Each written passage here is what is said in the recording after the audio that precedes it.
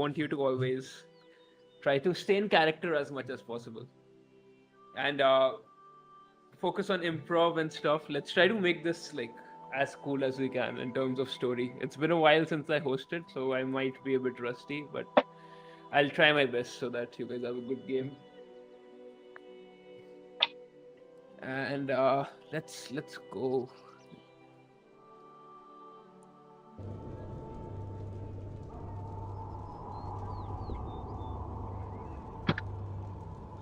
All right, guys.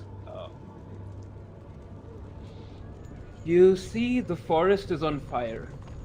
Flames are starting to crawl up the trunks around you, like veins of sort of molten gold.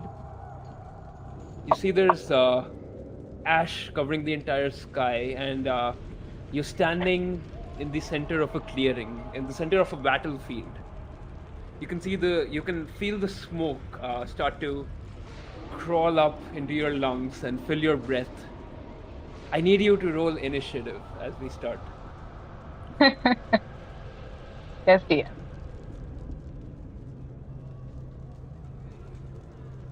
And everyone can just tell me their initiative as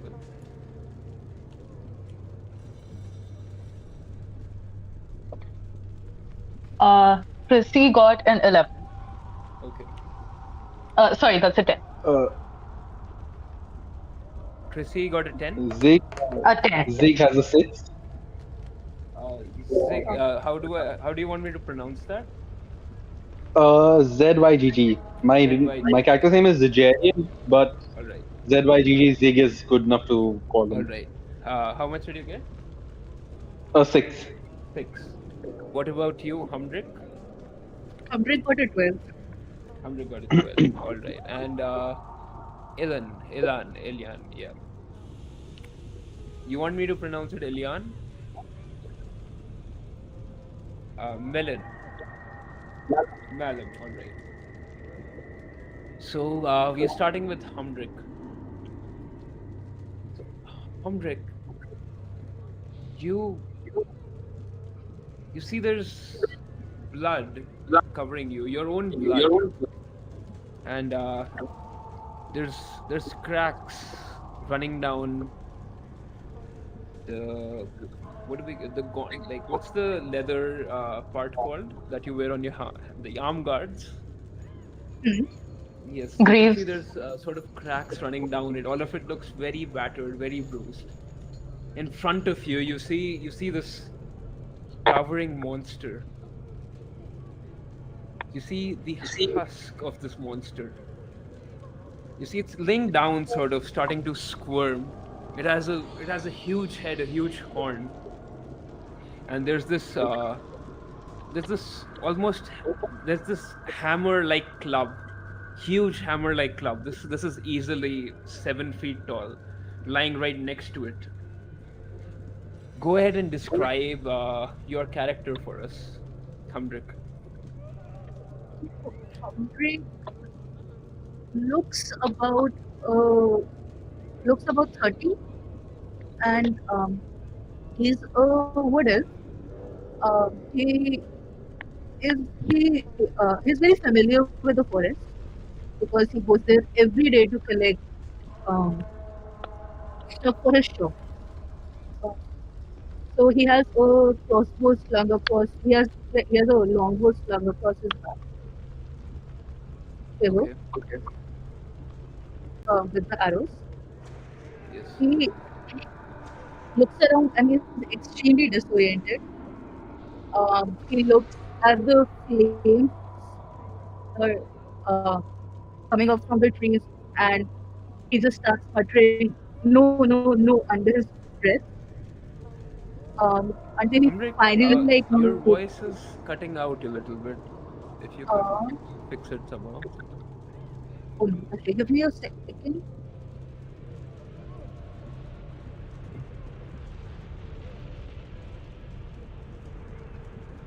Is it any better now? Yes, much better. Yeah. So Humdrick looks about at the forest and sees it in flames and just starts muttering "no, no" under his breath. Until he You You see the forest around you. Hmm? You see it on fire. You realize you're feeling happy somewhat. Looking at the monster that you and your friends have just now killed. Almost killed. I mean, it's still there. It's still squirming. Then you He. look to the bottom right Hmm? of this clearing, and you look to the bottom right of this clearing, and you see Algar. I You see. see this body, this lifeless body, laying there. You start to just remember this is your friend, this is your companion. You feel rage sort of wash over you, and you realize that one of your very close friends, Algar, has just died. You also remember that this whole battlefield, this fire, this was his plan. This plan to fight this monster in front of you. Okay. You look to the left and you see Chrissy. Chrissy, go ahead, describe your character for us.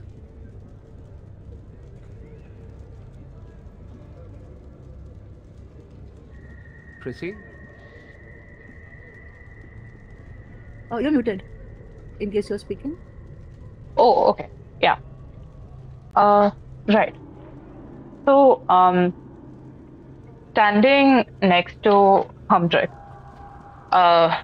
you see this stout dwarven woman, probably half his height, maybe a little taller.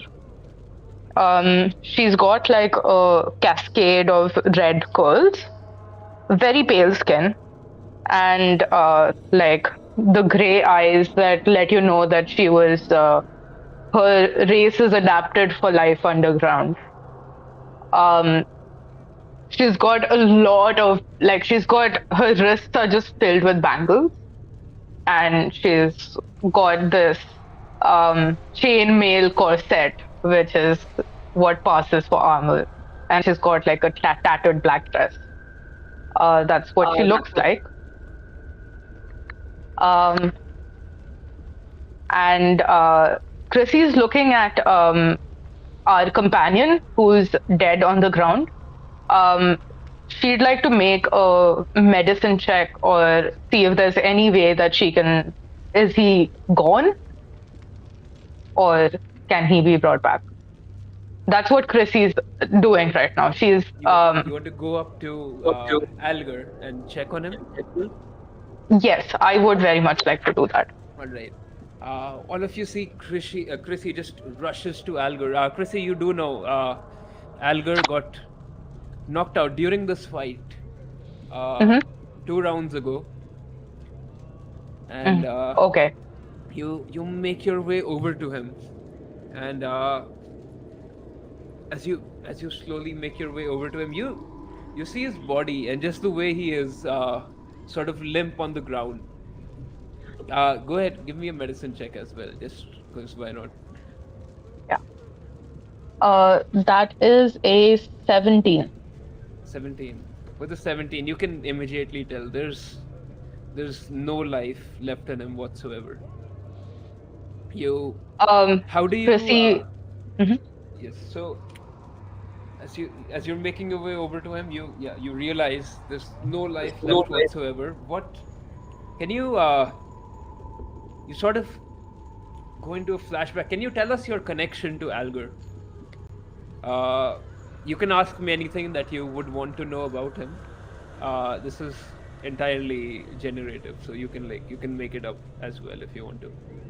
Right. So, Algar's in the inn was part of our party, was part of our adventuring party. Yes. And has lived in Colmar for a long time. Yes, he has been your friend for a while. He brought you here. He brought you to this quest. You can everything else is up to you. You can decide. Right. Yeah. So how I know Algar is, well, I'm actually very close. Like what we right? want is basically sort of like a flashback, sort of, right? You seen your Okay, friend die just now. What is going through right. Chrissy's mind? Yes. Ah, got it.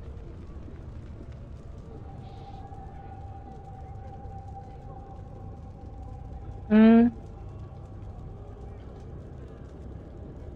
So, Chrissy runs a book club sewing circle in the village.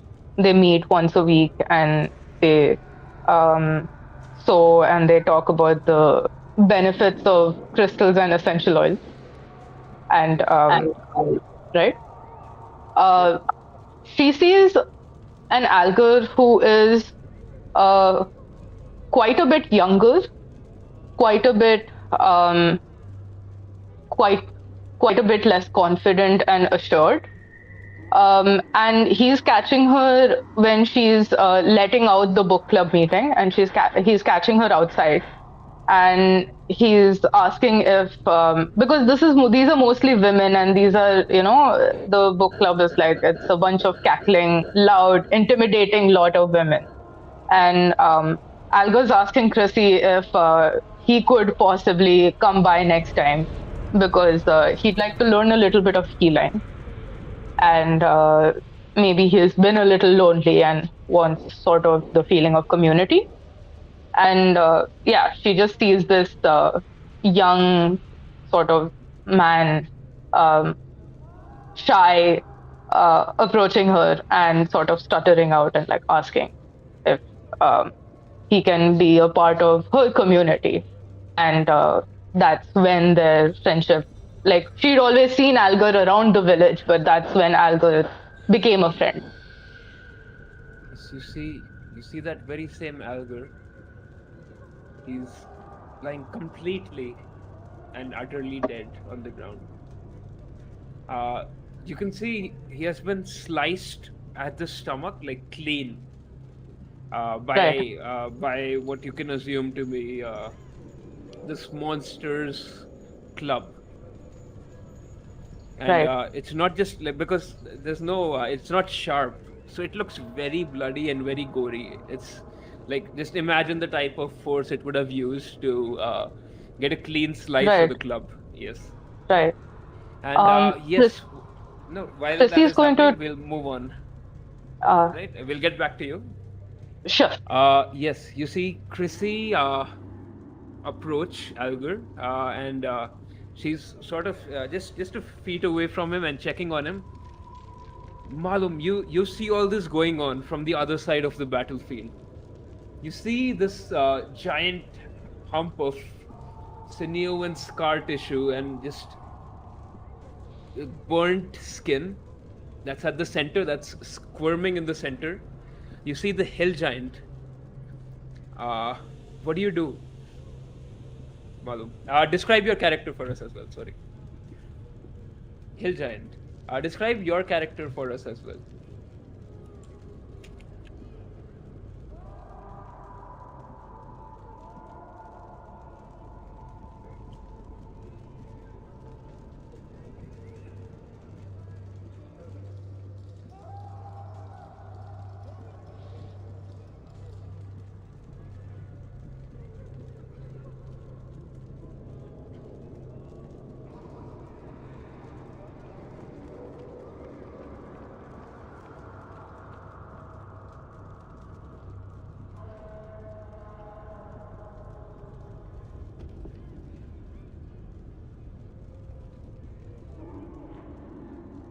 It's fine. We don't need backstory right now. Just a description of the character in terms of how he looks and what he's wearing, and then you can describe your action or what you want to do.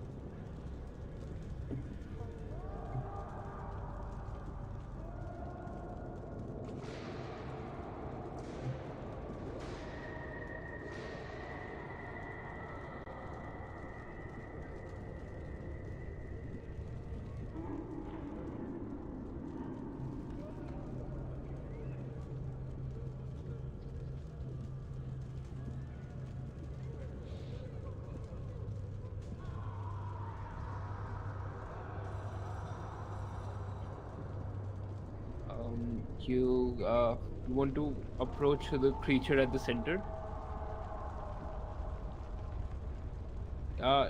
You want to approach your friend.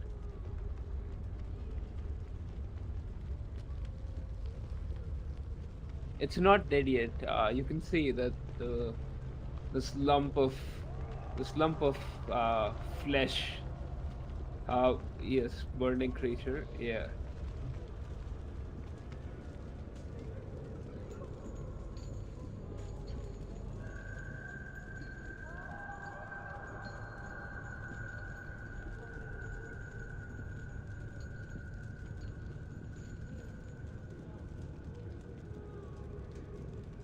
Um, you do know you know this creature. This is the hill giant that your party has just now worked together, uh, and sacrificed Algar just now to kill, basically, to try and kill this creature. You can feel like, I mean, this is the yes. You've just you know this creature. This is the hill giant that you were here to kill, and it's right now it's lying there in front of you. You can see, yes, it's burning. It's burnt half all over, and just describe me like one. Just tell me one single action that Malum wants to do.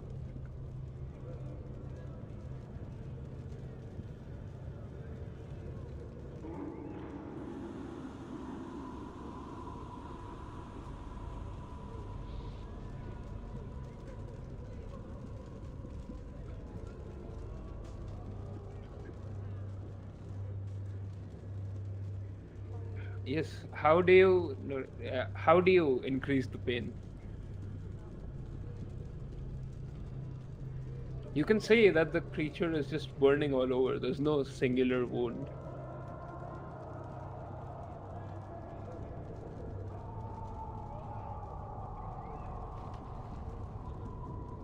How will you do that?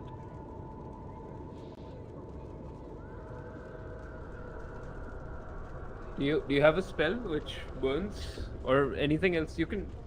Okay, I'll get back to you. You can think of what you want to do.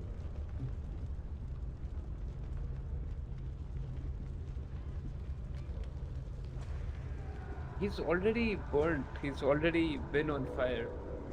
It's fine. I'll get back to you in just a second. All right. And Zig, you see all this that is going on. You see Malum at the other side, sort of contemplating what he wants to do. Uh, you see Algar, your ally, that has just died. You see Chrissy just sort of standing next to him, reaching out for him. What do you describe your character for us, Zig, and what you want to do in this situation? Yes. So my character, I've just sent a photo in the VC chat. This is how my character normally looks like. He mid 20s. This is roughly looking at his face. You'd assume him to be in his mid 20s. He wears brightly colored clothes that are currently tattered, ripped all over, splashed with blood, and slightly charred. His hair, his beautiful golden locks of hair, have also been singed and charred. His face has this bruise from when he was slightly nicked by the club. However, his eyes, when you look at his eyes, they're currently cold, calculating. He is trying to remember what the sequence of events that led to the beast, the monster in front of him, burning currently like this. He's trying to recall the exact sequence of events. All right. You're in combat. I mean, you were in combat until just now. It's in the VC chat, the image. In general VC chat. You're trying to just sort of jog your mind as to what happened. You are in confusion right now. Uh, something something definitely had to have gone very wrong for Algar to have died. All right, we'll do what can we? One second.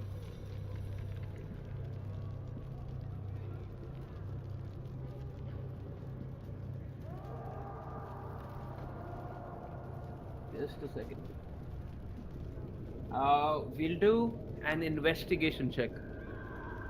All right. Just sort of like try to get yourself together and just make sense of what's happening. That's pretty terrible. 9. 9. 9 is fine.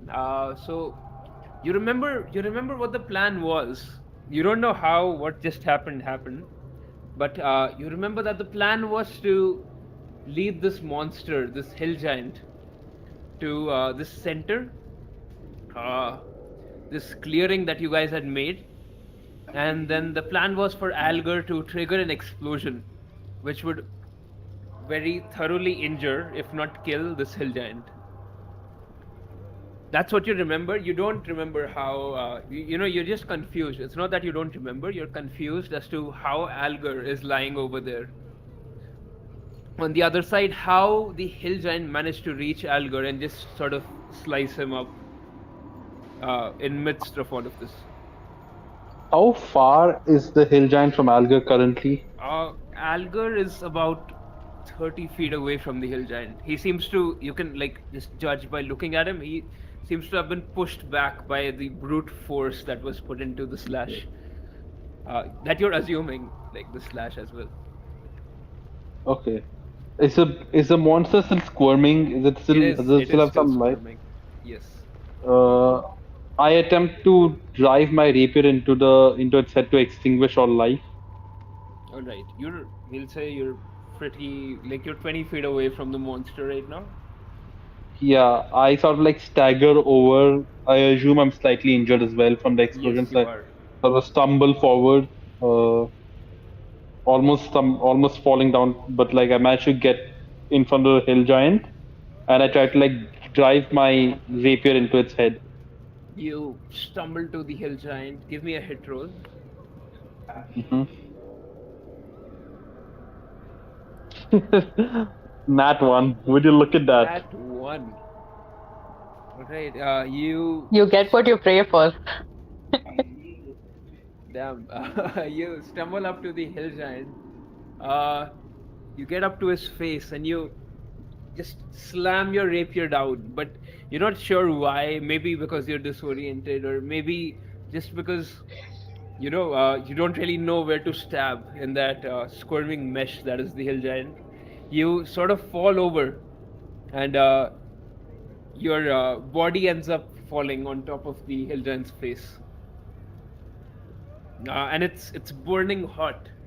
All right, we'll do a con save to see if you can just quickly get off, or you take some damage. Do you mind if I roll in Discord, because D&D Beyond is being very wherever bad? You want. I think we do have some rolling bots here as well. Yeah, I see Dice Maiden is there, so Yes, let's see. go Dice ahead. Maiden, please. I know we've had a difference as Dice Maiden, but please. 14. That's better. You manage to just sort of quickly roll over. You calm the fire down, and while all that is happening, you see that when you fall on top of the giant, you roll to the side. You see the hill giant has stopped squirming. He has now finally died. Maybe your fall on his face killed him. We don't know, but he is dead. And you're out of combat, all of you as well. One last question, DM. What is the smell I'm getting other than the smell of this ash and fire and a burnt flesh? Is there any other distinctive smell I'm getting? Go ahead, roll perception. Can Chrissy also try to roll perception? 19. There we go. Finally a good roll. I mean, 19 is pretty good. You don't need to roll as well. Chrissy, actually, go ahead. Since you said it, we'll have you roll as well. That's a 17. 17. All right, both of you pretty similar. Chrissy is looking around, I think. Right? Yeah, sure. So you smell. You don't really smell anything different. You do smell the burnt flesh of the hill giant. You smell some gunpowder in the air, and other than that, you do notice that the smoke around is quickly filling your lungs up. The forest around you is on fire. You don't have much time here. All of you are out of combat, out of initiative. You can go ahead, do whatever you want, ask me whatever you want. Humbrick looks around at our alive companions that are left and tries to see if anybody looks particularly beat up. Who do you want to look at first? Um, I think she looks at Chrissy and then she looks at We'll do this uh, one by one. Chrissy, what's your hit die? A D8. Go ahead, give me a D8 roll. Okay. That's a 6. Plus your con, that's your current health. Okay. Got it. Wow. Okay. Wow. Yes. Sort of expected. Understood. next. Who All is of you close? can do that. Malum, you as well, and Zig, you as well, and Humdrick, you as well. Yes. You're rolling your hit dice and you're adding your con modifier for your current health. I'm at 3 HP. Damn. Okay. Chrissy's at 11.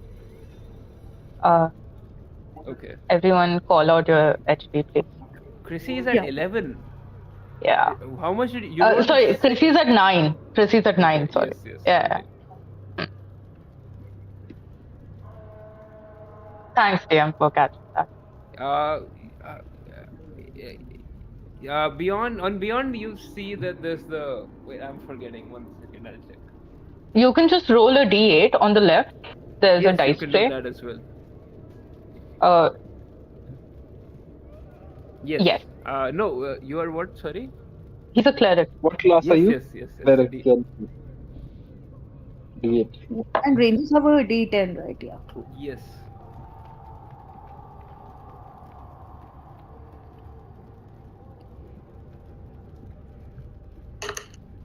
Everyone can just call it out as well while you're doing it, so that everyone knows. Humdrum is at 8. Nice. Sorry, Humbrick is at 8. Perfect. So 9843 is our current health. 984. Okay. Malum is at 4, is that right?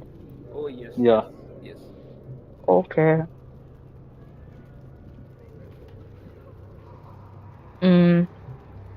All right. And DM, you said that the smoke is starting to get into our lungs? Yes, it is. It is building up around you. You have a little bit of time before it starts to. Right. So Prissy passes out like a little flask of lavender water and says, "Everyone, wet your handkerchief with this over your mouth. We need to get out of here." You also do see that your dead friend, is over there as well. I mean, The it's up Jariums, to you what you guys want to do. Yeah. the Jarium sort of like rolls over and tries and basically like half stumbles to his feet again. He's currently and he sort of like stumbles over to Alger's dead body. It's going to be quite a task to try and get him out of here whole. But maybe if it's just his upper body, we could try to haul it back. And he That is amazing. Okay. Humbrick comes and stands next on the other side of the body and like moves down to sort of help to carry it. I love this. You guys are just holding one hand each and then dragging his torso. probably like that. Pretty much. That's. I don't even think I don't think the Jarian has the strength to even do that, but he's trying. And like it's just like one arm slung around like Humbrick's shoulder, other supported by Zig. Yep.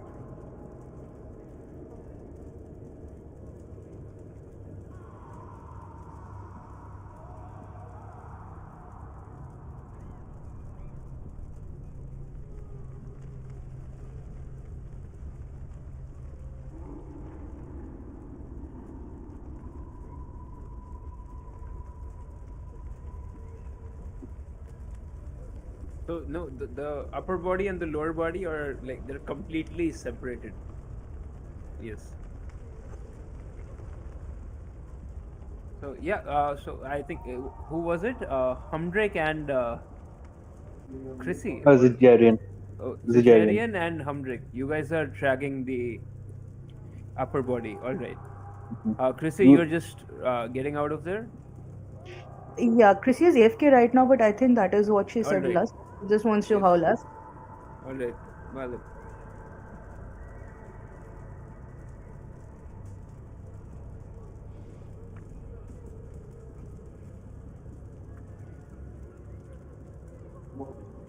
What is your strength score, Malum? Yes.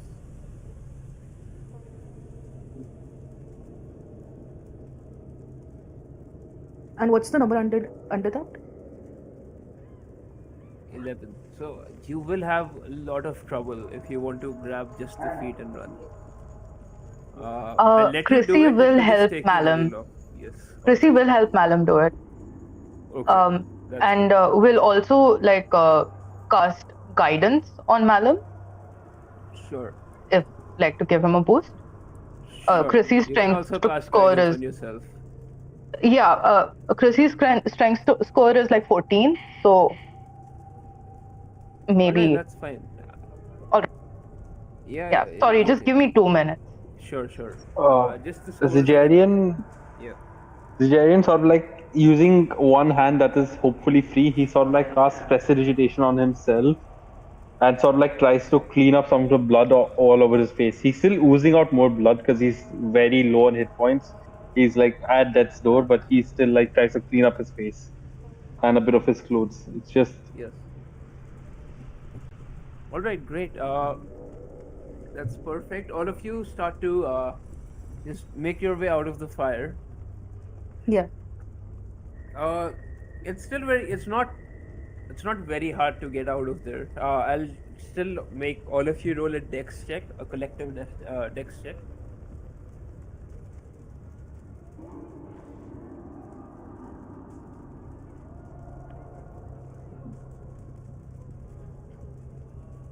Sure. Go ahead, give me cure wounds roll.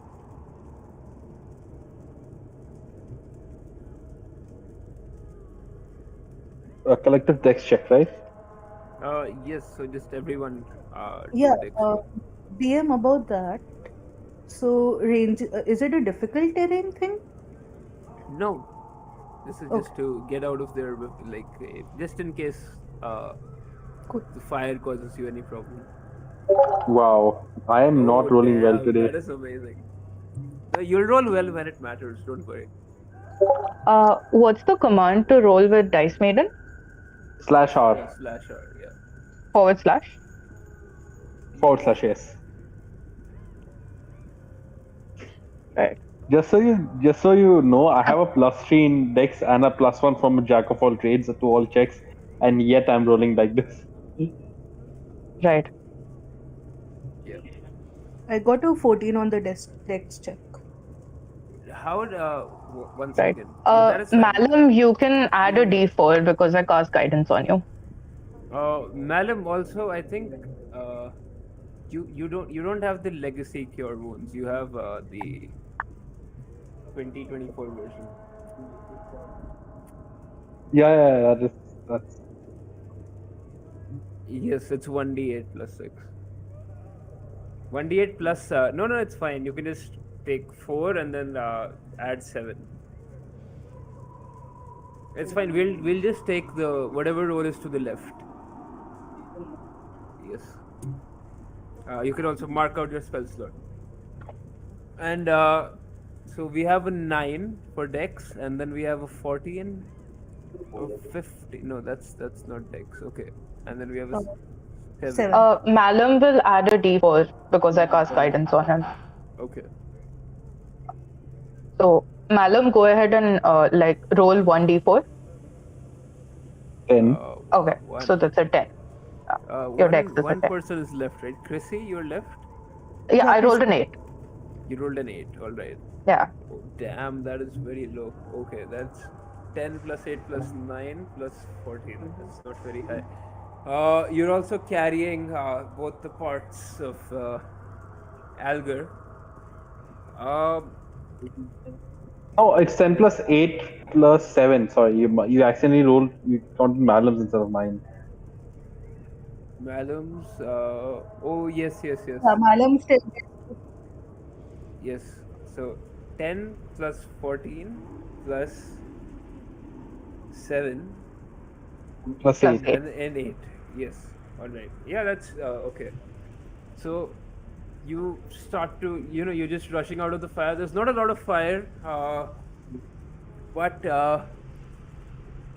we'll say, I mean, you're sort of. It's fine. Just take the you all will do 1 damage each for people who rolled 7 and 8 and 10. Okay, got it. Inching ever closer to that.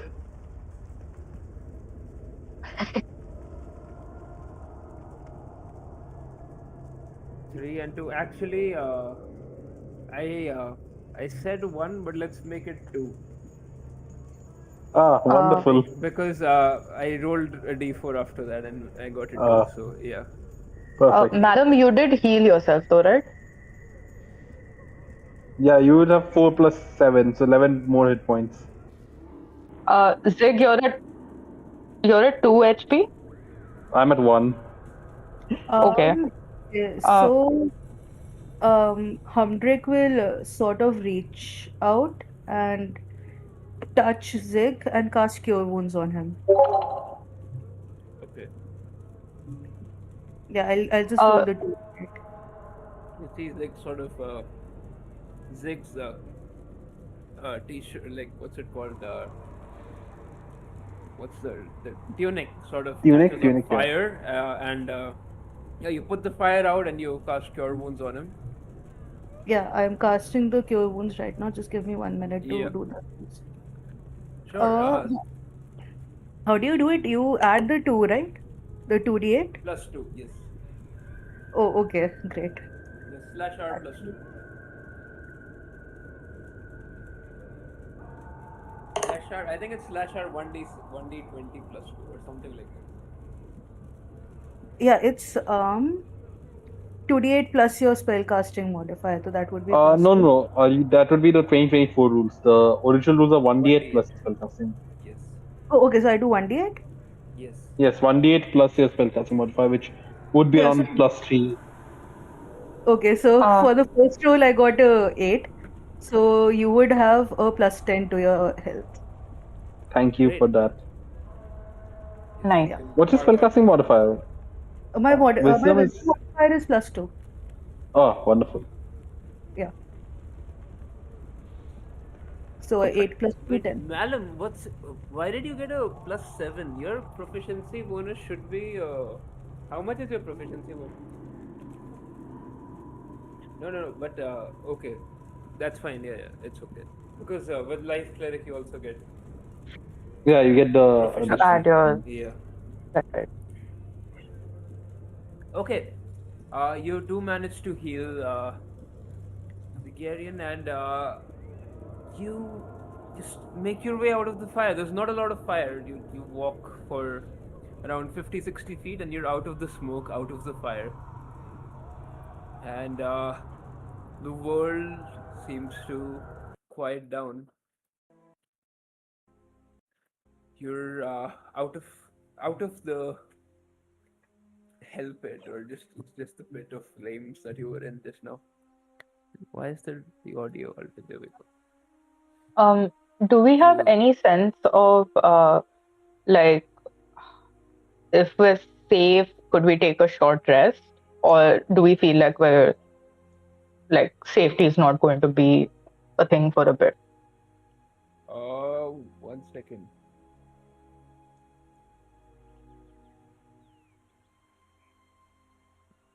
You can so wait, you make your way out of the fire. Chrissy is no Zigarian and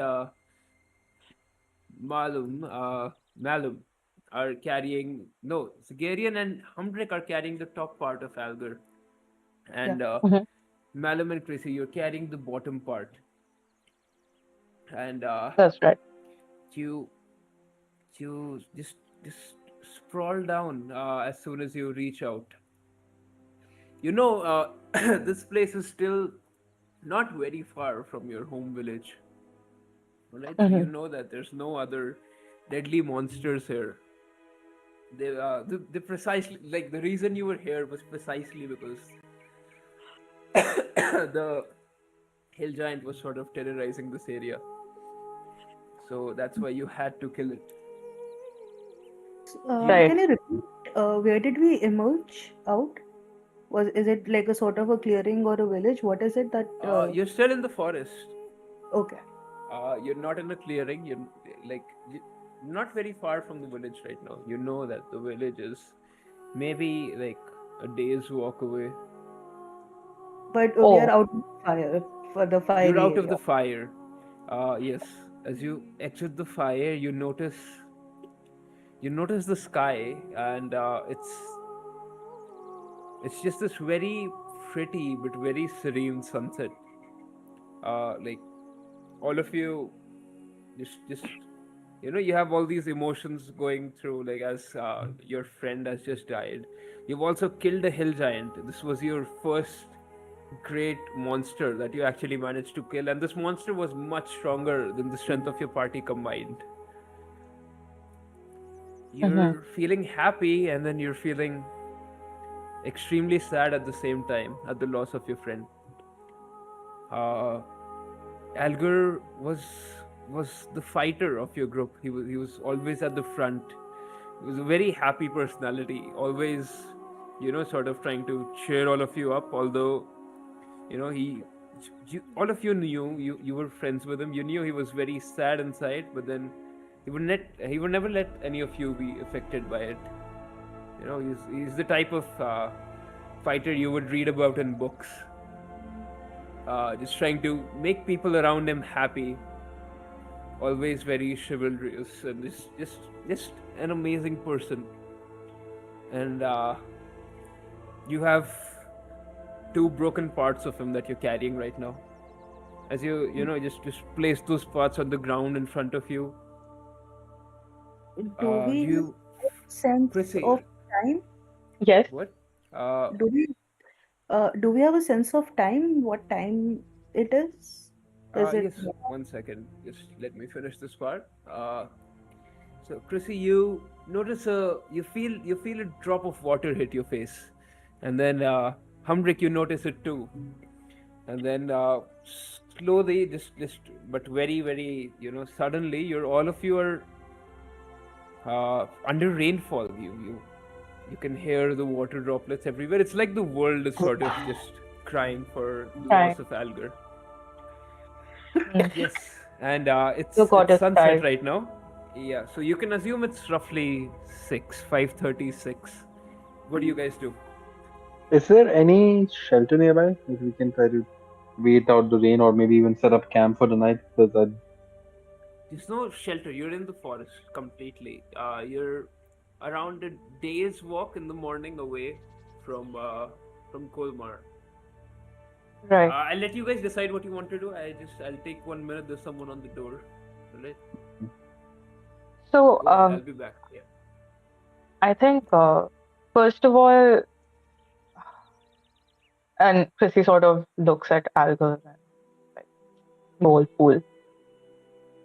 We can't carry him all the way back to Kolmar. So I guess we'd better get to grave digging. Hey, boys. It's about to be dark soon. We need to make camp. We won't be safe here much longer.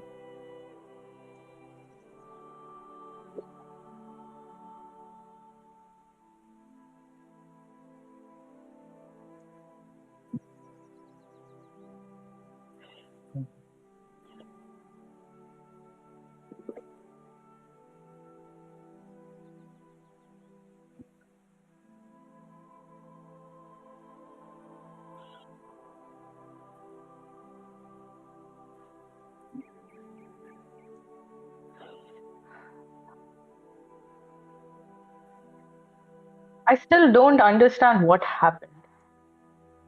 something went wrong. the explosion Did we that we know were it was setting going off. to be a hill giant?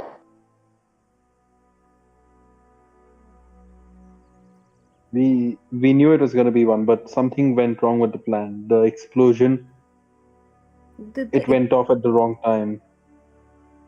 did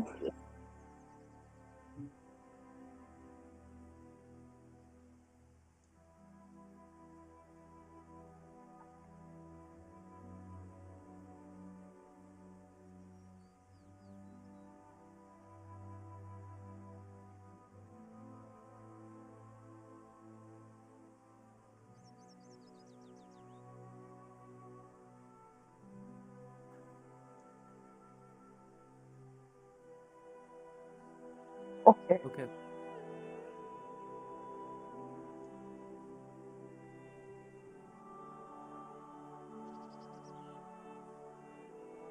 Okay, the guys. And he was. I'm the here. If you giant have any questions you want to ask about what's happening, you can ask me. Do we Or we remember can what act like happened? others. yeah, are we finally starting to remember what happened now that Like in the calm, now that we're all discussing it and looking down at Algo. Yeah, so you do know, like, Algar was supposed to, trigger the explosion. He was supposed to light the fire, which would, cause the explosion, which would harm, damage, or kill the hill giant. But Right. the hill giant somehow, in all battles, mistakes do happen. Maybe it was one of you, maybe it was Algar. We don't know, but something alerted the hill giant. And the hill giant turned and it saw Algar before it was supposed to. And he managed to get to him. And it was too late. Right. Yes.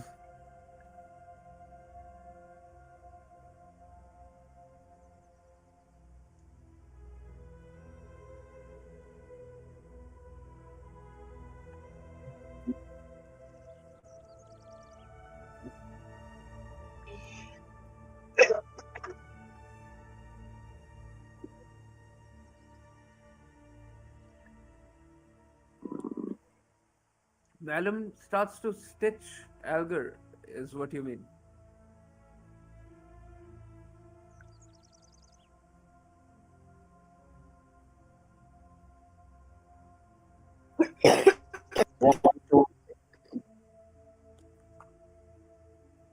Yeah, you can just put him together. You don't. I mean, stitching him. Um, I'm not sure. Yeah. I guess seeing Malum start to do this, Chrissy takes off her cloak and hands it to Malum and says, maybe we can just wrap him up and it will be easier to carry him this way. I see what you're trying to do, my friend, but I don't think, it's possible. And you should know, we did all we could. We did all we could.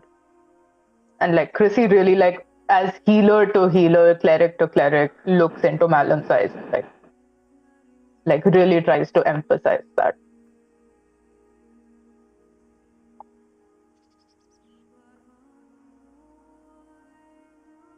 I was thinking of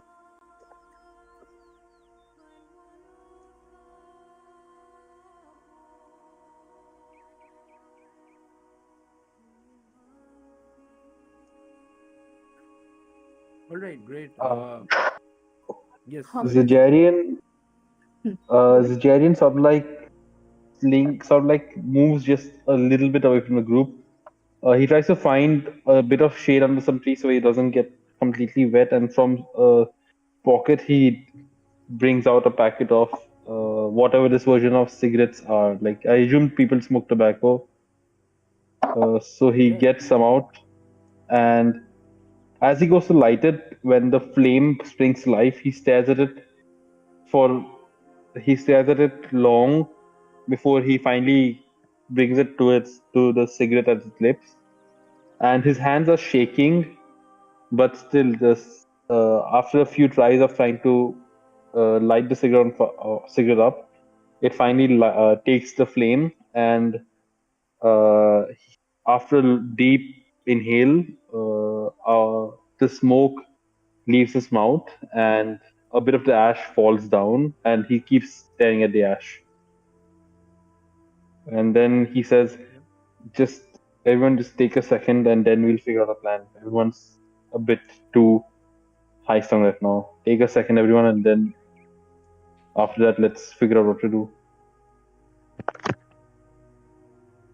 So, Humdrum is also sitting under a tree near the body that was split in half, and he's just looking up at the sunset, and he keeps playing like whatever he remembers of the plan, and whatever he remembers he just keeps playing it back in his mind, trying to think what went wrong, because like even as he stares at the body split in half in front of him, it doesn't quite register that his friend is gone, that there is no tomorrow in which he won't see him.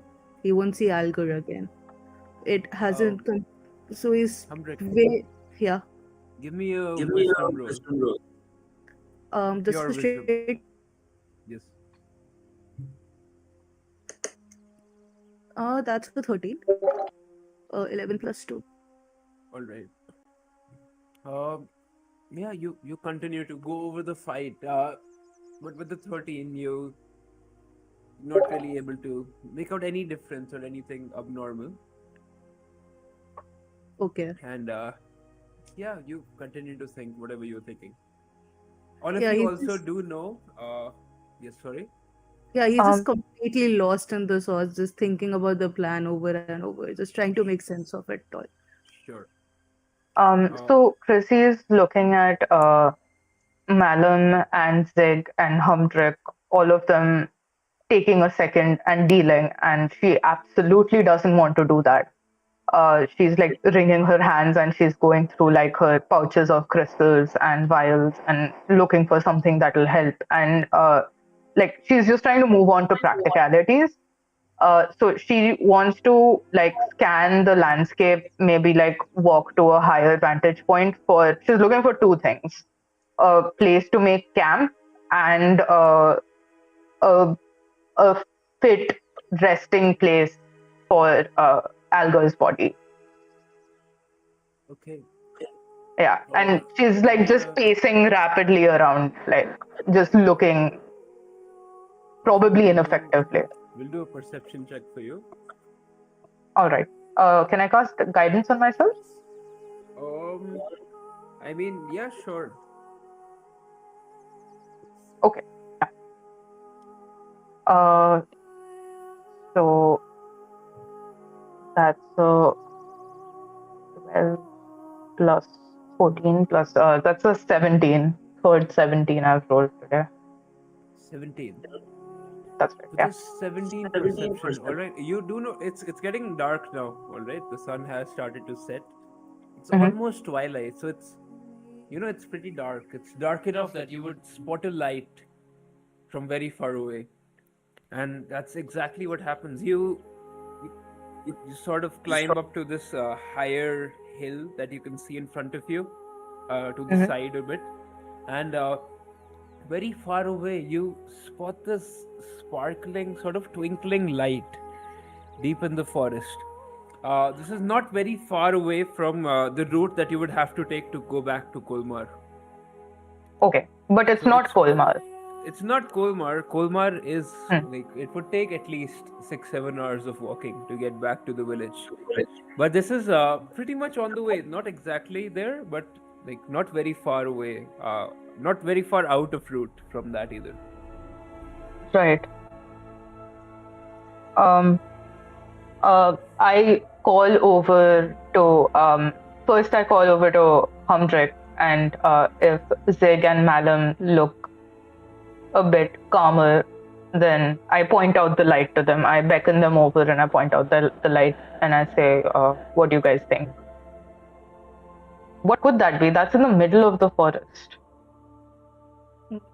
Fellow.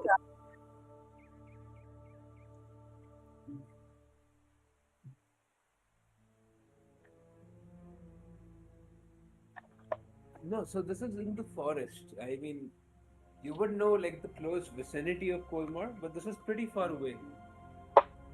Yes. You roughly know where you are. So Colmar Jarian would be like heads. northeast of it. Yeah. Go ahead. Sorry. Jarian sort of like heads to where looks at where Chrissy saying, he would have poured over maps around this area beforehand. He would have really researched this forest because he's methodical like that. Sure. Does he know of any settlements other than Kolmar nearby? Give me a history check. Yes. Or no, That's- no. Let's do intelligence because like pure Okay. intelligence. Do you have This a is still modifier an for ability. history? I have a +4 in history. I've Sure, got go ahead. proficiency. Fine. Let's do history instead. Okay. Please don't. 23. Let's go. Oh, Nice. You do not know of any settlements in this area other than Colmar.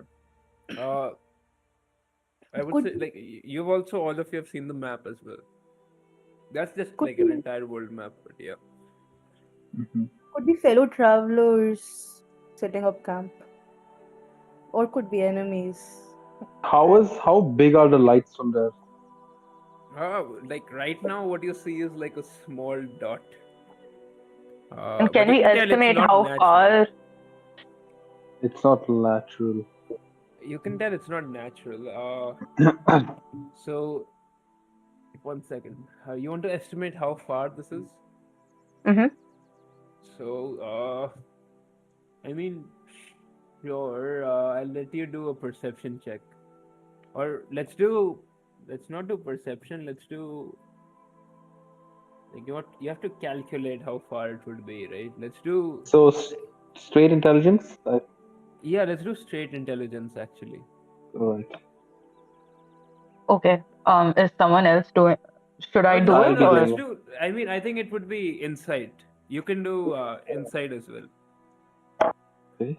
Okay. Do you mind if I just do a straight intelligence? Sure, you can do either straight intelligence or insight. Either one of Can them. we all try? Sure. I don't mind. 15. 19 for insight. 15 for intelligence. Chrissy, Chrissy what was doesn't. that? Is that an insight or intelligence? Yeah, that's a 6 insight. 6 insight. Chrissy, you think it's you think it might just you did an insight check, right? Uh-huh. Chrissy, with the insight, you think it might be fairies. I don't know. You have to work with that somehow. That's the Fey folk. I'd say we don't go there. Those are will-o'-the-wisps. The goddess has told me all about it.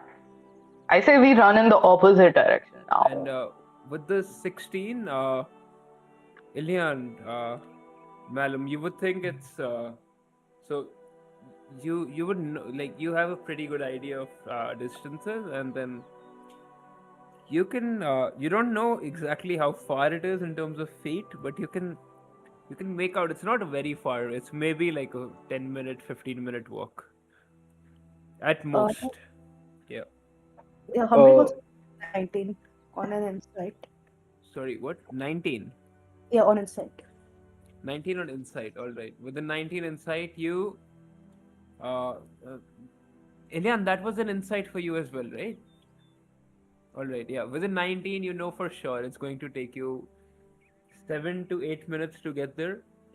You can tell because of the way the forest is. It's not very high up or down, this point of light that you can see. And if it was further away than that, then it would kind of you wouldn't be able to see the light. You can like, sort of calculate all that from your past What would a 15? Anything? Can we tell anything about the nature of the light? Is it natural, is it a bonfire, anything of that sort? Who is this? This is Humdrick, right? Yeah, Humbrick. Humdrick, what was your role? 19 on insight. 19 on insight. You can give me a perception check as well. I'll continue with that 19. Yeah. Zig.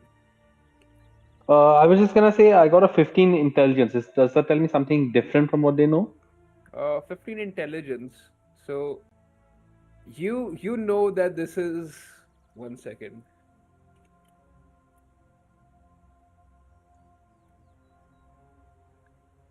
With that 15 intelligence, you're able to roughly calculate the exact distance in feet, and it seems to be around 2,000 feet away. 2,000 feet away. Yes. Thanks, Sig. Yeah, it Yeah, took because to calm him yes. down. Wait, one thing. Humdrix, this thing was left, right? Humdrix with the 19. I'll let you continue with the 19 insight. Uh, just looking at the light and everything that you do know, you can tell this looks to be like a like a man-made natural light, sort of like a lamp maybe, or like a bonfire. It might be a bonfire. It's not It seems moving though, right? it's not like it's sort of fluttering and flickering. So you do get the sense that it's a flame and it's not like a mechanical light. Okay. Right. Yes. So do we want to go check it out? I really don't want to leave Alga's body though. Like we can't just leave him here in the rain. Got to do something about it. DM, would we know, like, would Alga have preferred to be buried or cremated, or like what his spiritual preferences were, religious preferences were for his last rites? Give me like I mean sure you would know. I'm You're a sure good we've friend. talked about death, having faced so many battles together. Yes, Chrissy, yeah. Um, you tell me, Chrissy. You recall a conversation you had with Algar. This was also after another battle. This was after the first battle you guys had with goblins. One of your first battles as adventurers. Chrissy, go ahead and just guide us through this conversation that you had with Algar. Right.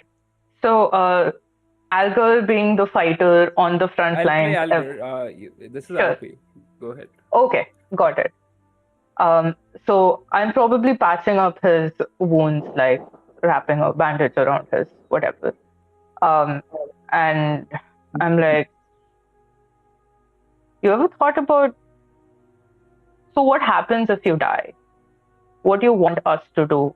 Well, me, I would want you to bury uh, with uh, with lavender and sage, and I'd want you to give everything on my body to Humbrick. Well, so that's mine. What about you? You see, Algar sort of goes into a very rare contemplative mood. Algar doesn't do this. Algar is usually very, he just keeps this facade of a very happy, jovial character. He turns serious for once, and then I haven't thought about it much. Obviously, I don't want to die. But if I do, I would want to be When you sent do, my home. friend. Yes, I would want to be at home. Either as ashes or maybe even buried. It wouldn't matter, but I would want to be home with my children. You see, you do know that Algar has no wife. Algar is raising 2 children all by himself in Colmar. Nice. That doesn't make me feel anything at all. I'm fine. Yeah. Okay, so And, he'd want to be home. Yes. Uh, Yes, getting back to now. Yeah, go ahead. right. So like Chrissy looks at Humdrick, who is a ranger and is like really good at stealthing about these woods, and sort of asks, like, says, can we hide his body until we can give him a proper? It seems like that light's not too far away, and we should investigate it. just so nothing sneaks up on us when we're asleep, right? If that's what everyone thinks. So I think I'd like to give Algar a proper cremation, a proper last rites. And it doesn't seem like we have the time for that just now. Do you think we could conceal it somewhere where the animals and the elements won't get it? You're asking me? Humdrick. I'm asking Humdrick. All right. Okay. We can cover it up, and the only thing I can think is we can bury it for now. If we leave it anywhere else, it will attract animals. If we leave it out in the open, All right. we can try to cover it and bury it for now, and come back for it. Is later. it? Yeah,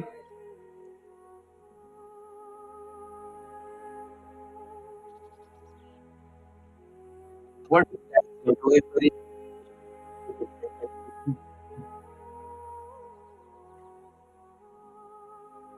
DM. DM's One AFK question, for DM. a minute. I'm back. Oh. Just came back. Yeah. Go ahead. I agree with Chrissy. We should, if we can, we should try to take him to Colmark. Is it possible to make a stretcher? Like yeah, some sort of makeshift stretcher? Yeah, or we can do a makeshift carrier and try to carry I him. assume that when Chrissy was, handed that cloth, that's what you guys were doing. What you can do is you can make like slings and carry the torso and the legs on your back separately. If that's what you want. Yeah, I think that's that's about the only thing we can do right now. Yeah. Can we put it up in a tree? No. The other thing is about 2,000 feet away. It's not too far away. So, but Zigerian starts by saying, with this incredibly with this look of suspicion on his face, saying, looking at the light, saying, we can't leave the body here. But at the same time, I don't like the look of that. There should not be anyone there, especially not people. Right. But that's the last hope. Do we want to take like half an hour here, make some proper slings, maybe patch up some of our remaining bones before we go towards the light? I agree with that. I don't. Go ahead.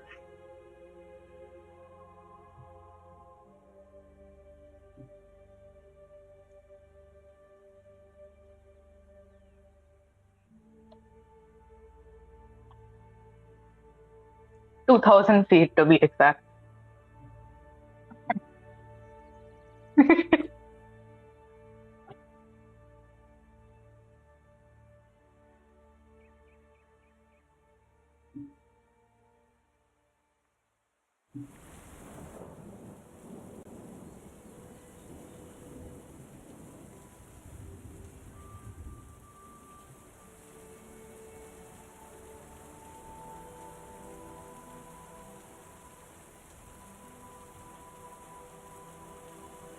Right, guys. Options 2 and 4 are 1 second. vetoed immediately by Zid. So go ahead. Yeah. While you guys are conversing, you hear the rain sort of start to catch on. It's getting harsher and harsher. You don't know if it will, get worse or better. It's also starting to sort of douse the fire of the battle that you were just in. You can still see it. You're not very far from there. And you do know that you'll need to. If you want to set up camp, you'll have to do it fast, or you need some sort of shelter.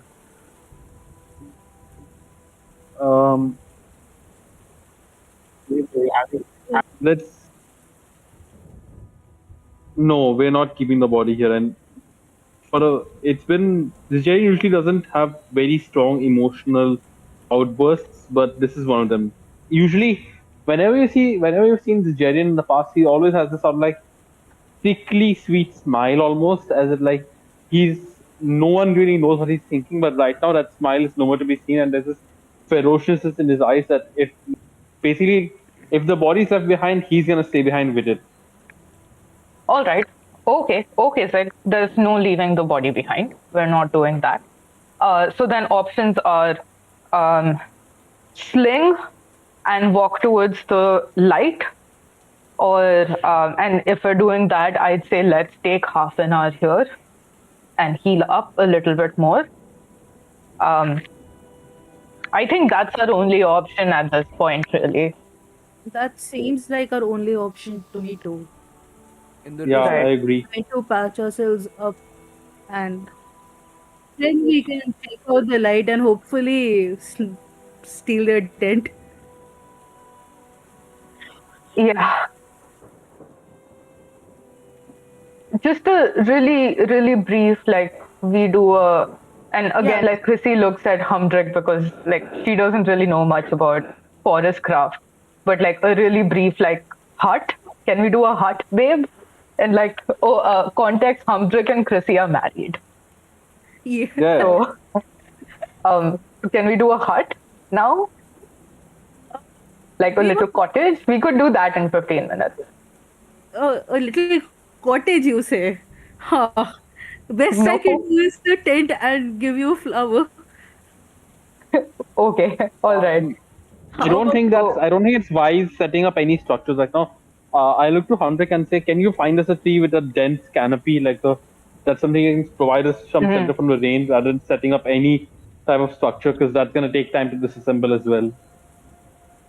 I can try to do that. And can I do a nature check to try to see if there are any suitable sheltering trees around?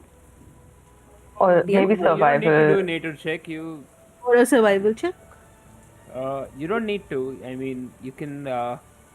You kind of see a tree in front of you, and it does seem to have like a suitable, structure to maybe put a canopy, like the tent, the waterproof part of the tent up over there. Yeah. So, do I have a tarp? If we have a tarp, Right. then I just try to, being a ranger, I just try to put that up on the branch to create like a small area where we can sit and it's sheltered from the rain. Sure. Just put a tarp up on the So branches. can we take a short rest here? You can give me a survival check. Should Humphrey do that? Yes, Hamrik. To set this up. Let's go for As 21. she's 21. as All she's right. doing that, Yeah. I was just gonna Seven. say I was just gonna start making the slings immediately. All right. Hmm. You can Chrissy give me a helps with sleight that. of hand for how fast you make the slings. Can Chrissy Okay, help that's Zig? actually Yeah, you can make the other sling. There's two slings that need to be made, right? Sure. Uh, yeah, sure. I mean, you can Humrick can then roll with advantage. Malum, you're helping her. Helping him. Him. Yes. Sorry. Yeah. Yeah. Oh, you're helping. Yeah, so it's still 21. Uh, yeah. Still 21. All right. Okay. Chrissy and Zig, you can also roll. I rolled Uh, a 9. I assume I don't. Yeah, roll a 9. And can Chrissy I also. can I guide myself, or is that not? Sure. Yeah. How do you roll 2 dice? Okay, got it. I'm good. Okay, that's a 15.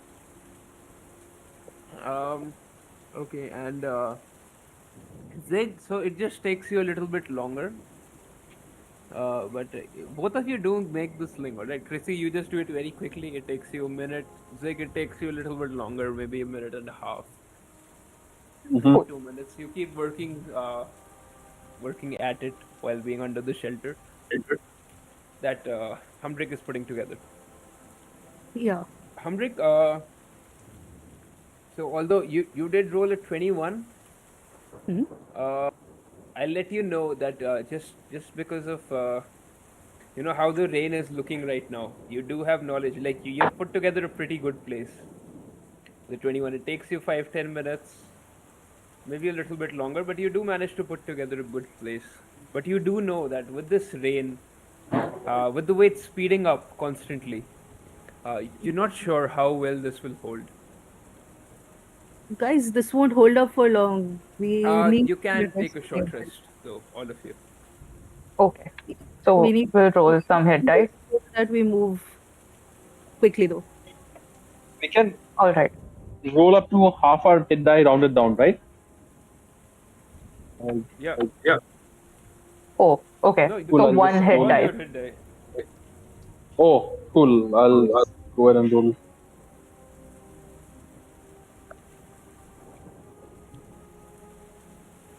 Sorry, yeah, what? Sorry?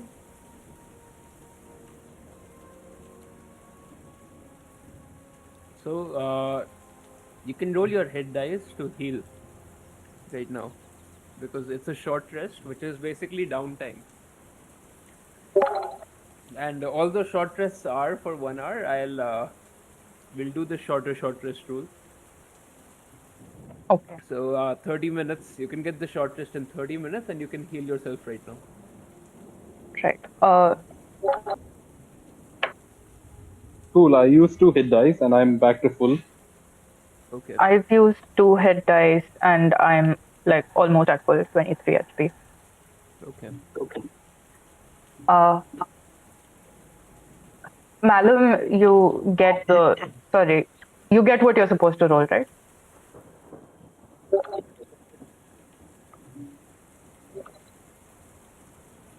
Malum, what was your race? Human. All right, human cleric. Humdrick, what was your race? Wood elf. Sorry, no. I mean class. Ranger, right? Ranger, yeah. Yeah. All right. And Chrissy, you were a cleric. Hill dwarf. Hill dwarf. Cleric. Twice your con mod.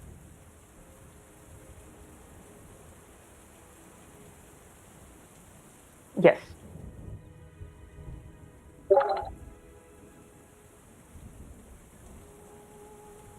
Oh. Okay, great. So I am at 26 currently. Yes.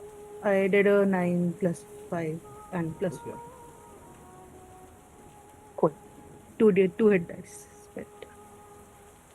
All right.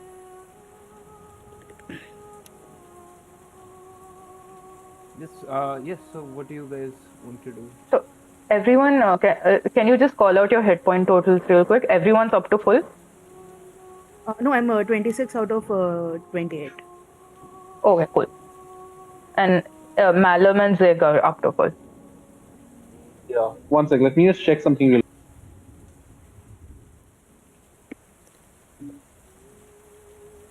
So who has the highest strength mods here? Because I guess they'll be carrying the sling. It's fine. It doesn't matter. It would roughly. Okay. Yeah. Zig, Cool. what was your race in class? Half-elf bard of College of Eloquence. All right. Yes.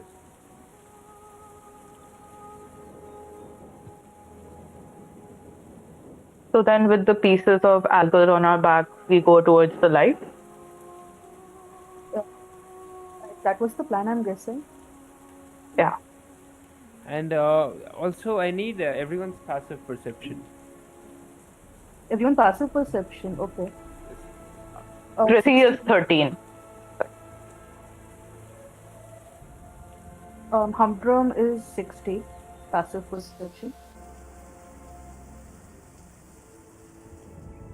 Actually, guys, just so you know, you can roll an extra d6 because I've got Song of Rest. I've completely forgot I had Song of Rest. So you guys can roll an extra d6 of health.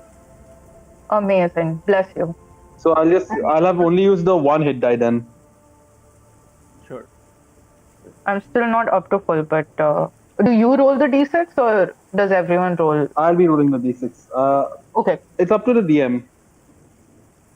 I mean, let's just to make it easier, Zig can roll it for everyone.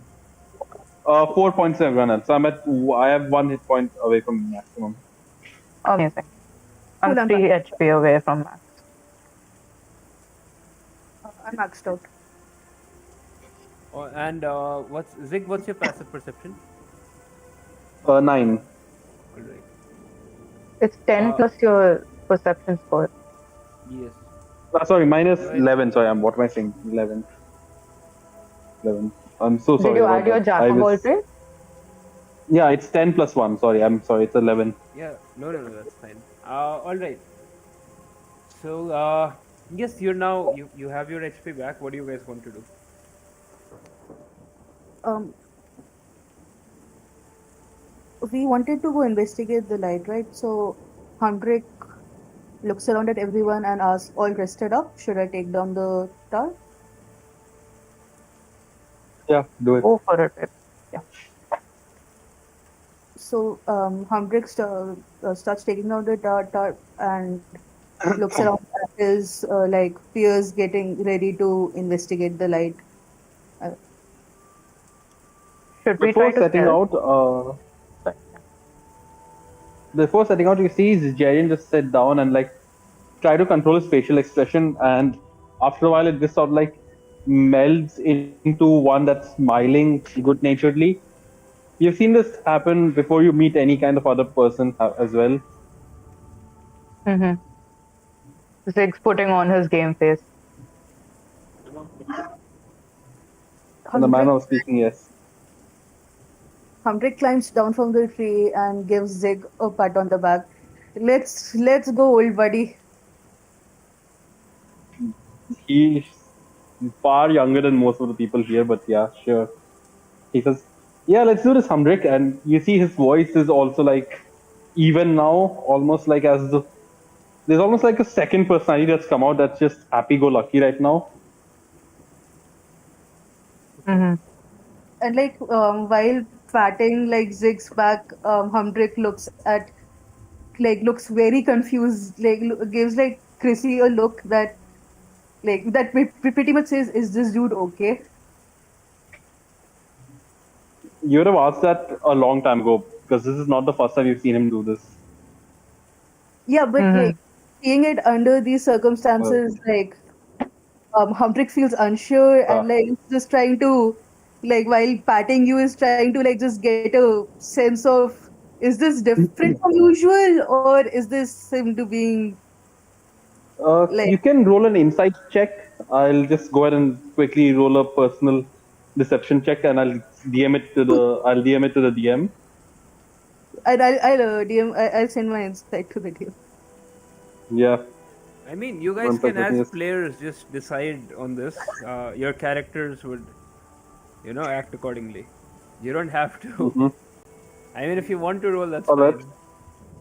Is like Yep, I'll just send it to you. Yeah. Don't worry, this is fine. I like this. This is something that lets me use my All actual right, sure. abilities. All right. Hum, And Hamrik, hum, what's Humbrick your just roll? got a nat 20 Nat 20. on its. Wonderful. Yes, Zig, go ahead. So you see, so you've seen Zigerian do this before.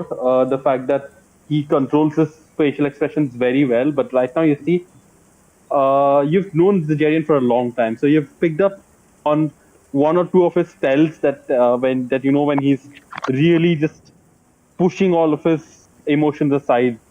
There's this light. You see his hand just clench. His hand is clenched, and you see a single drop of blood come out of his hand as his nails digging into his palms. His body is completely tensed up right now. He is not at all like he's completely tense as he does it. He's not leaking a single shred of emotion. Right now, right now in front of you is a person who is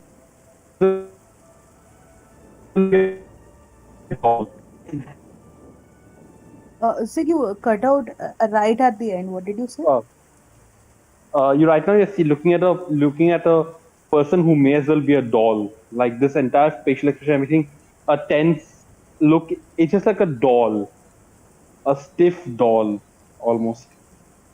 Right. And we've seen this before. This This is is what Zig not the usually first time does. you'd have seen this either. emotion. You would have seen it when when Zajarian's sister fell ill. She had fallen ill before, seriously, and this is the second time you've seen something since then. You know that Zajarian's emotions are currently being pushed away. Right.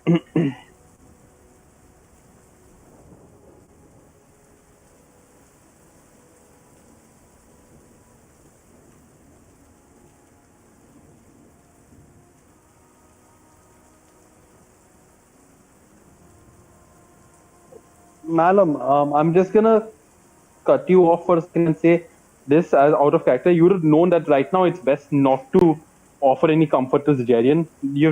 I'm assuming you would have tried this before as well, and you would have afterwards he would have told you like it's better. He would have told you outright that when he's in the state, not to comfort him. It just leads to a worse situation overall. I think Chrissy does maybe what she always does, and in such a situation, and like she doesn't say anything. She just goes up to you, she squeezes your hand, casts guidance on you, and leaves a tiny flask in your hand, and it's got a shot of like fire whiskey in it, and she walks off. Humdrick just pats and removes his hand from around your shoulder and says, "Chin up, brother." Sorry, chin up. You're playing. What are the pronouns? I'm male. I'm male. He, him. Chin up, brother. Take that shot. I promise it will do you good.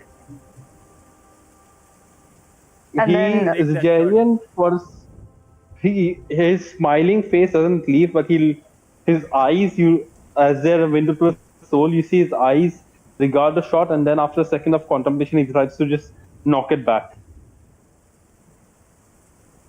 Give me a luck check. We'll do. That would be a. No. Chrissy did this, right? We'll do a D20. Chrissy, roll a D20. Okay. 14. 14. All right.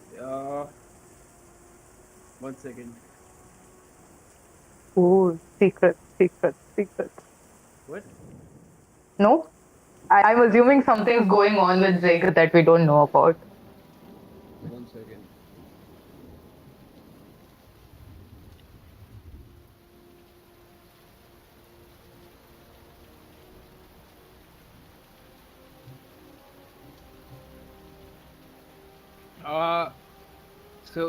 Zig, you see that this is like this tiny bottle, very tiny, like the absolute vodka shot bottles that you get. It looks very similar to that. Chrissy, you once got this from a traveling adventurer who came to Kolmar, and he told you to only have this in times of dire trouble. All right.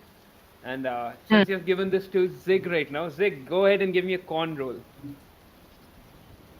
Got it. 1 second, that would be a con roll or the con save? Con save, sorry. Got it. That would be yes. 5. Is this against a magical effect like charm or something? No. You got a 5. Okay. I'm I not did kidding. cast guidance on him when I handed him you the... did, right? Yeah. But guidance doesn't wire. work on saving throws. Yeah. It doesn't. Yeah, it does. Yeah. Oh my god. Oh my god. No. 5. I wanted this to be like a good thing. This is okay. Chrissy poisoned Zig. Zig, you're kind of drunk. It helps sort of numb the emotions. You are pretty drunk. Wait, I have a drunk trailer, drunk this thing as well, chart.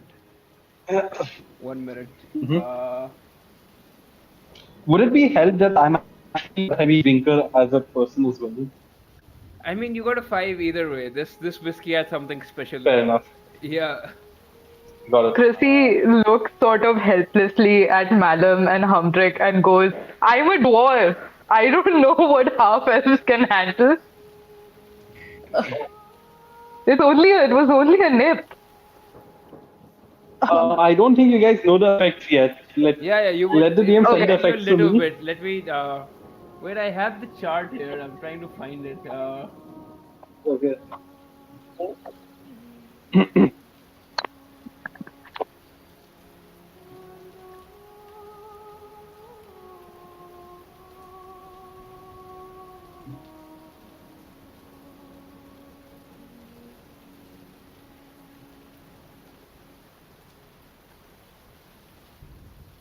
Cool. Uh, What? Sorry, 1 second. I can't find it. So it's completely fine. Take your time. Yeah. Okay. Thank you. 1 minute. I'm so curious to find out what we did to Zik. No, this is. I had a table that, like a standard intoxication table. Where the hell did it go?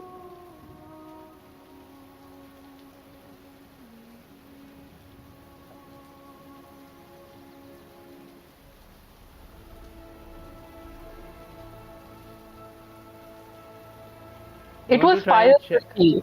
I know what it was. It was like a fireball. No, you can still go ahead and check. Why not? Oh, I got it. Nice. So, Nice, let's go. you want to go ahead and roll to see what it was? With the 5, Zig. Zig, you now have disadvantage on all ability checks, excluding con. Alright, and this can be removed with a short rest. A short rest removes 1d3 levels of intoxication. Alright, and what you don't know what you drank, but this is giving you 1 second. Where is it gone?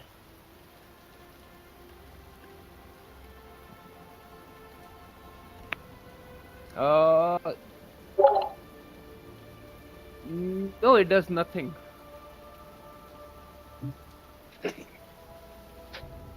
Wait, I mean it does nothing. You sort of feel your skin just burning all over. There's this. Oh, Zig is not here. He got so So drunk he just left. He's like, I gotta sleep this off, guys. Next session, chalo. I'll let Ilyan roll to see what it was. Yeah, sure. You can roll medicine. You can roll anything else also that you might think is relevant. You just have to tell me what it is. What happened? Wait, I'll let you know. What?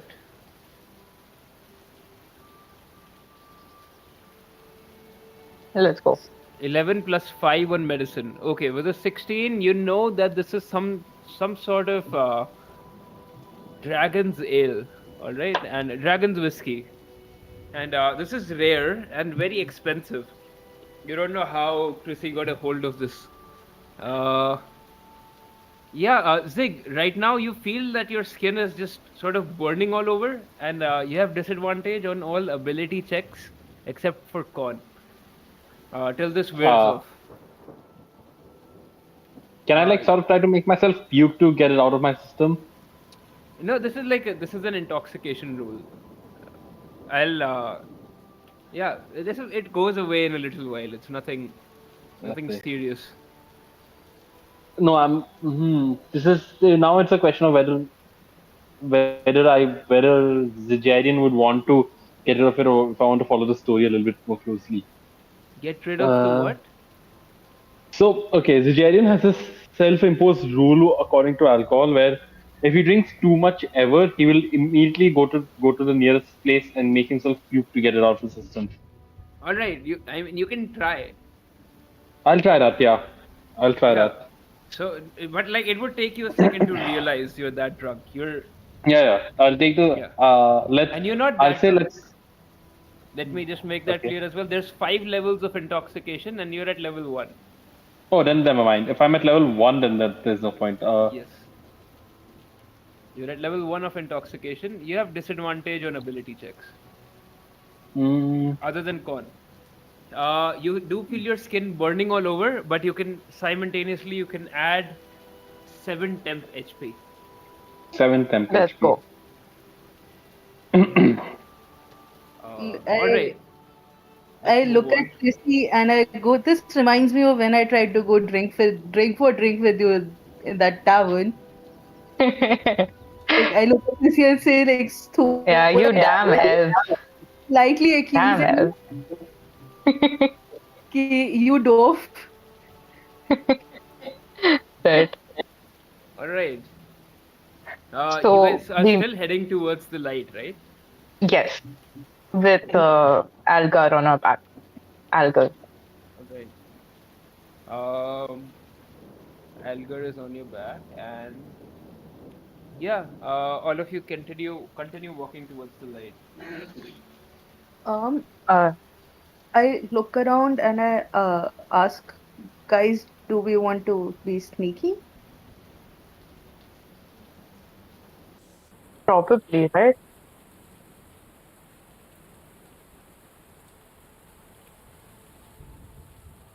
Yeah.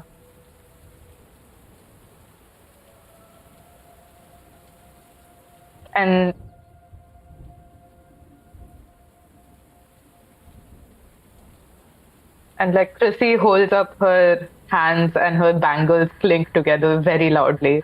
And she's like, yeah, I'm not too sneaky either. Humdrum just like swallows and like decides that this is a problem for when they're like with not All and right, they guys. on track. So you're still heading towards the light. All right. You're Mhm. getting closer and closer. You're not more than maybe 200, 300 feet away from this. You see that the trees have started to sort of thin out. Like the faint sunlight that was still there, even with the rain, has now started to go away into this very strange sort of twilight kind of time where the sky is covered with clouds. But you can see like just this faint hint of the purple hues of twilight kind of shine through the clouds. But the rain has constantly gotten harder and harder, and you now start to feel sort of affected by the rain as well. You know that if you're not in shelter soon, the rain is going to get the better of you. You might even be in trouble, like if you continue to stay in the rain for a really long time. All of you are feeling very cold when you sort of see the hints of a like structure deep in the forest, and you see the light is coming from somewhere at the top of the structure, Okay. and it is getting darker, so you're losing visibility very quickly as well. Um, can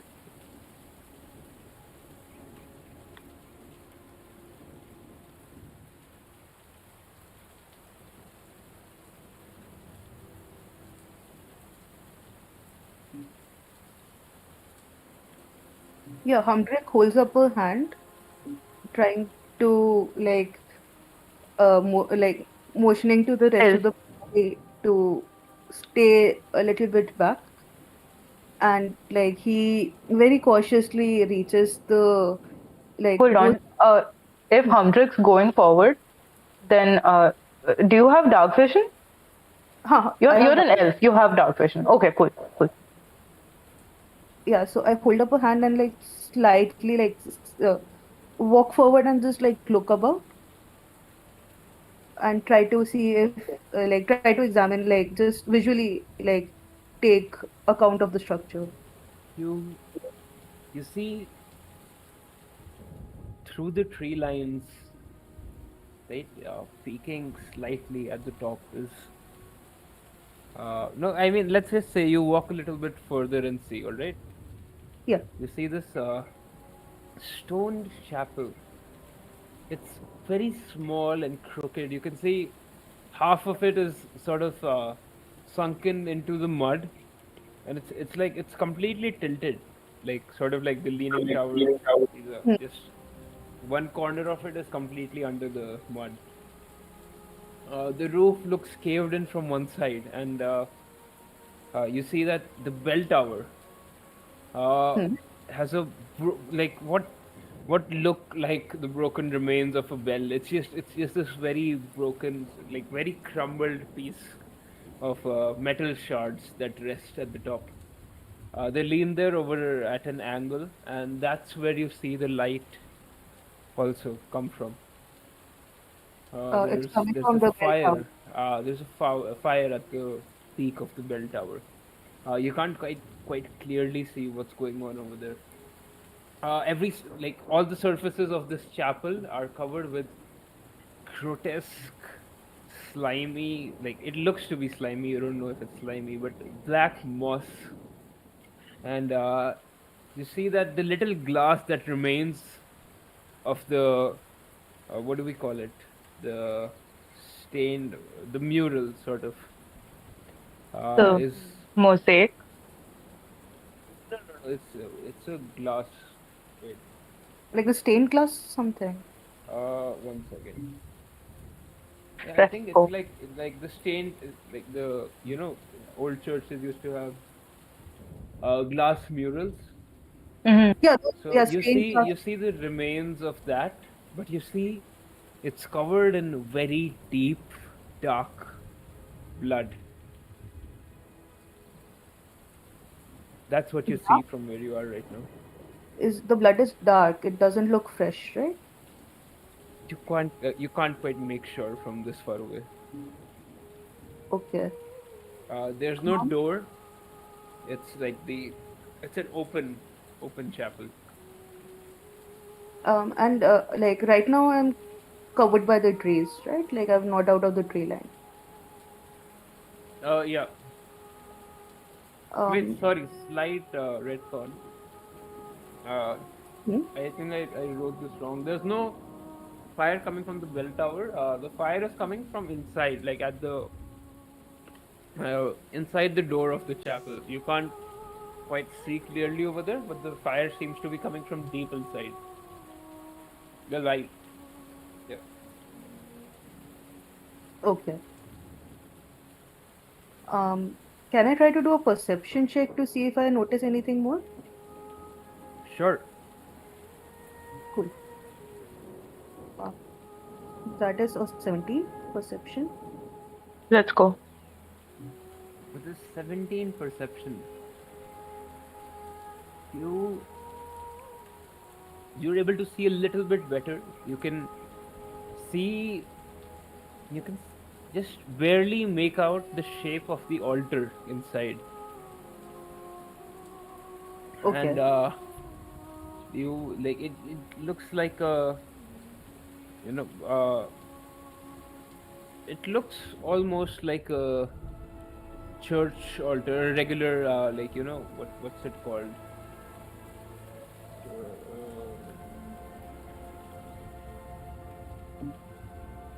No. It looks like a A nave. regular Catholic church altar. Okay. And I don't see sense anyone, right? No, you don't. You don't Okay. sense anyone, and with the 17, you strangely don't sense any insects or wind or any.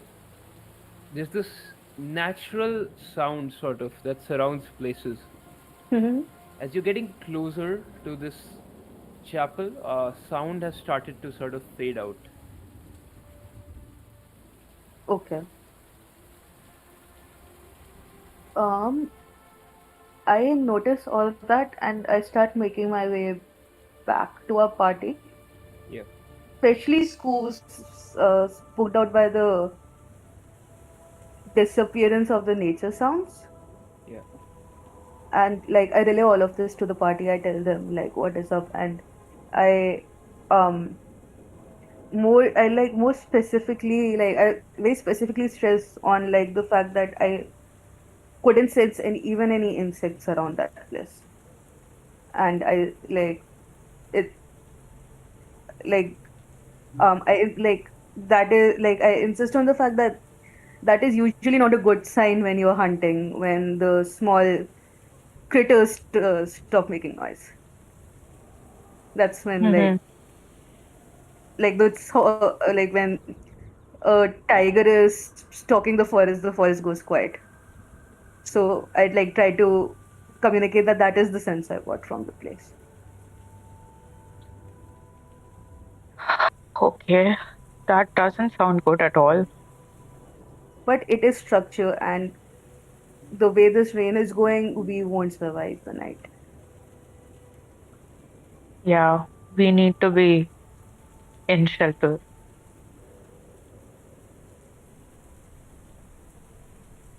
Yeah.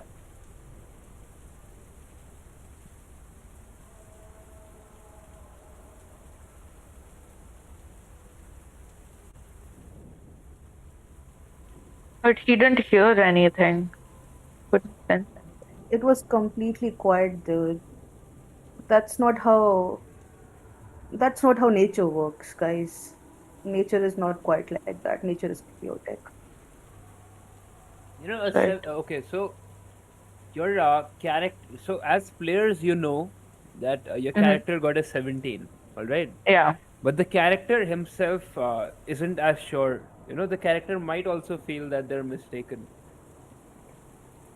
That is Like true. just letting you know. Yeah, you can That Mm-hmm. make is your decision, and I'm coming back in another minute. You guys can decide what you want to do.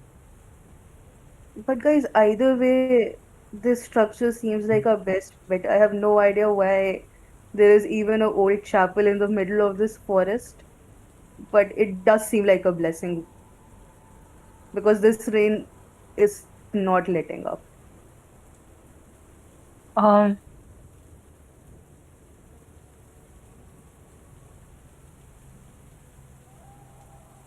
we should.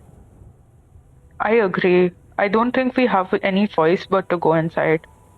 But before that, maybe we should take a look at the outside of the chapel, and like I would be interested in knowing which deity its uh If like you, its temple is. Uh oh, okay, huh, let's quickly sum it up catch for, Zig up. Yeah. Should I do yeah, it?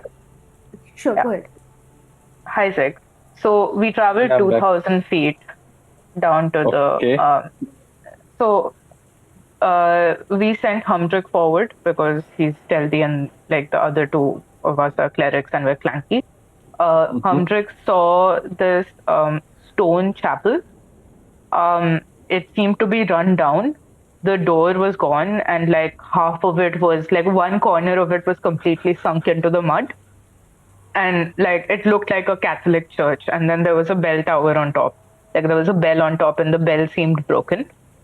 And the light was coming from inside the open door. It looked like a flame. And Humdrick rolled a perception check, got a 17, and couldn't hear anything moving around inside. Like couldn't sense any creatures inside. But also the noises of the forest went silent. Like there were no insects or wind as Humdrick got closer to the chapel. So right now we're at the tree line trying to decide what to do, and DM's away for a bit. A DM's back. Everything about this screams. Just stay the fuck away from that. Like every single thing. Like I agree, but the rain's so harsh and so cold that yeah. I don't know that we'll survive the night without shelter. What's Zitarian's situation right now? How intoxicated is he? What? Hello? Hello, yeah, can you hear me?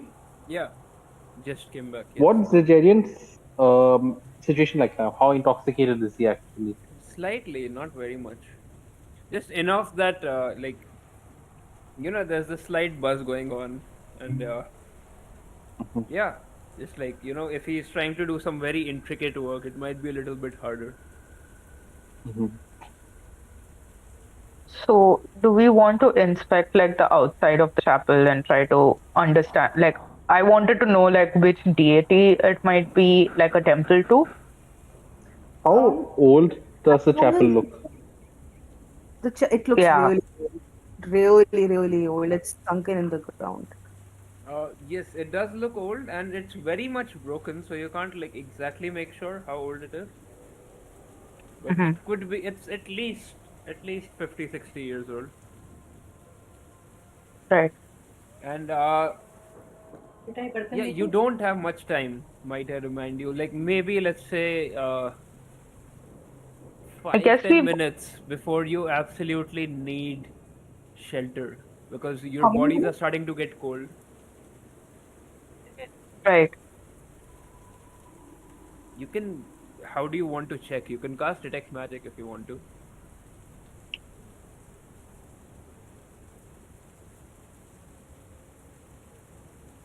No, 10 minutes. 10. Uh, can sorry. Um, sure, you can try.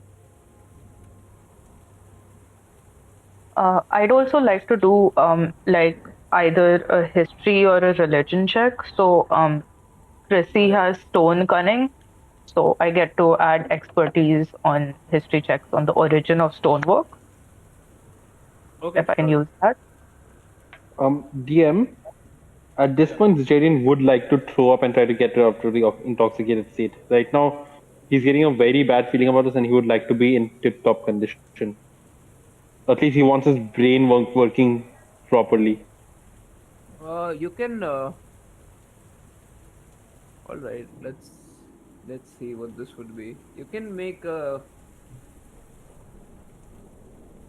Hmm, how would you try to throw up? Like,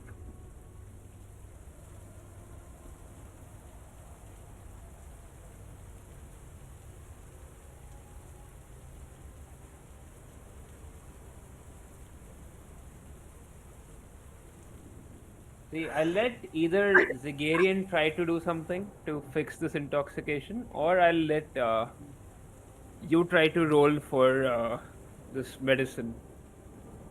I'll let Hmm. either one of the things happen. You can decide which one you want to do. I will.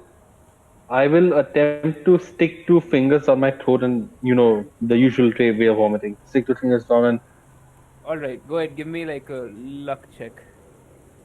a luck check. Yeah, Straight D20, right? yeah. 8. You.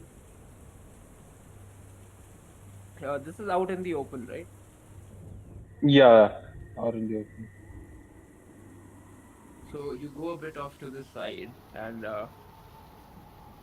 you attempt to vomit. And you begin to vomit. You you're vomiting out all the food you had this morning before the fight, and that's about it. Nothing else happens. You're still intoxicated. Fair enough. Oh. Chrissy got a 17 history check trying to ascertain like the origin of this chapel and like what deity. 17. So no, are you using stone gunning or no? Yes, stone So cunning is history checks on origin of stonework. so no, so you get advantage on this, right? Uh, no, I get to add twice my proficiency bonus. Okay, so this works for only the stonework, right? Yes. So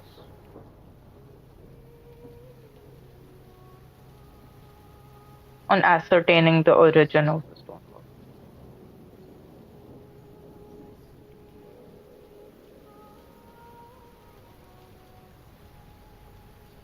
So 1 second.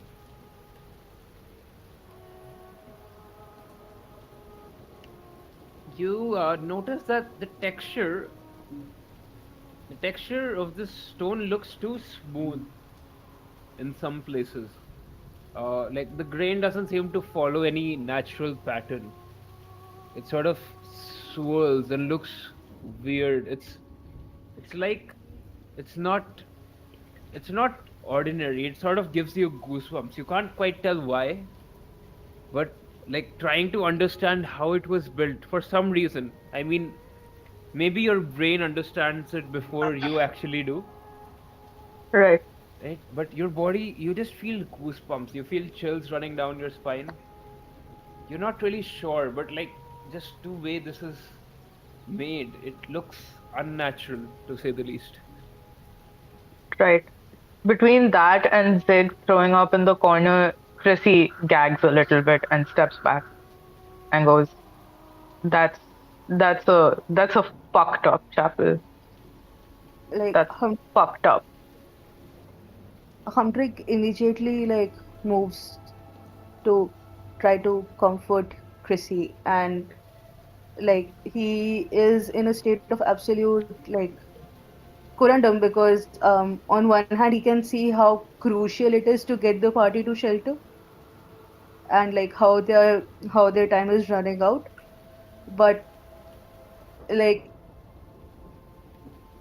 also he can look around and see that like Chrissy is muttering that is a fucked up chapel, and Zig is throwing up in the corner, and like the party doesn't seem in a like he doesn't want to make his friends fight whatever unholy thing might be waiting.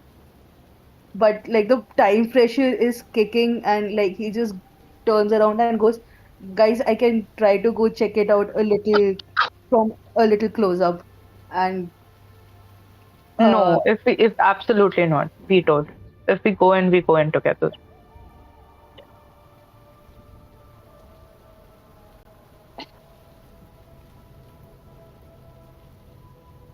Yep, what do you guys do? After Zigerian's done throwing up, I have a question. How much longer does he feel? Does it seem like he's going to be intoxicated for? Till the next short rest. Don't worry about it too much. Just play it into the story. Like he He wouldn't like see he might even like enjoy it because of all the emotional overwhelm that's going on.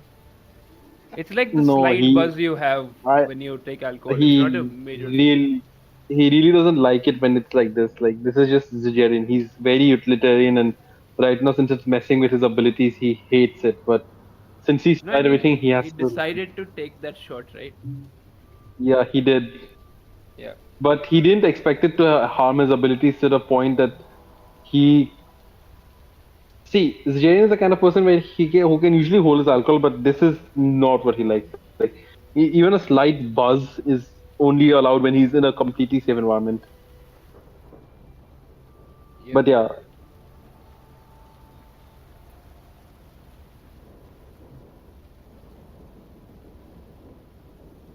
What?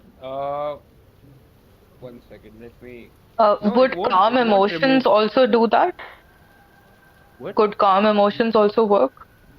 Calm emotions. I don't think calm no, it's emotions would fine. do anything. No, you can do Zigerian just lesser like restoration would fix it. Zigerian just raises a hand and says, "No, no, it's fine. I'll be fine." He sort of like stumbles his feet again and says, he sighs and then he looks See, to 1 second. Sorry to cut you off. For this instance, I'll also let any healing spell at all remove the intoxication if you really want to. I'll also Yeah. actually give up my temporary hit points. It doesn't make sense for me to lose the intoxication and the temp HP. Since I feel like I have to give up something since it doesn't No, make sense to me personally. see, I'll tell you that drink. It it was a magical ale, all right, and it gave you the temp HP as part of its effect. You failed the con save, that's why you got the intoxication. So I let any curing effect, for now, this is not part of the intoxication rule they usually run. But Right. for now, I'll let any healing spell remove the intoxication. And yeah, the temp HP will also remain. It's okay. Okay, I'm so then sorry about this, DM, but I just feel like for my character right now, it's really It's not the fine, it's way he fine, don't would. worry. no, it's a cool like hill. Like, don't Yeah, worry. yeah, like It's cool RP. DM, I'd like to then cast Cure Wounds on Zig. And I'll give him a sprig of mint, and I'll tell him to chew on it, and I'll say this will get you back in mint condition. And I hope I get a laugh, and that makes him feel a little less uncomfortable. Zig, I guess you're at full. Should I roll? Yeah, like even one each would have got me up to full. So Cool, cool, cool. So I've Nice. cast Cure Wounds on you. Let go. We can also say you what? Sorry, yeah, go ahead.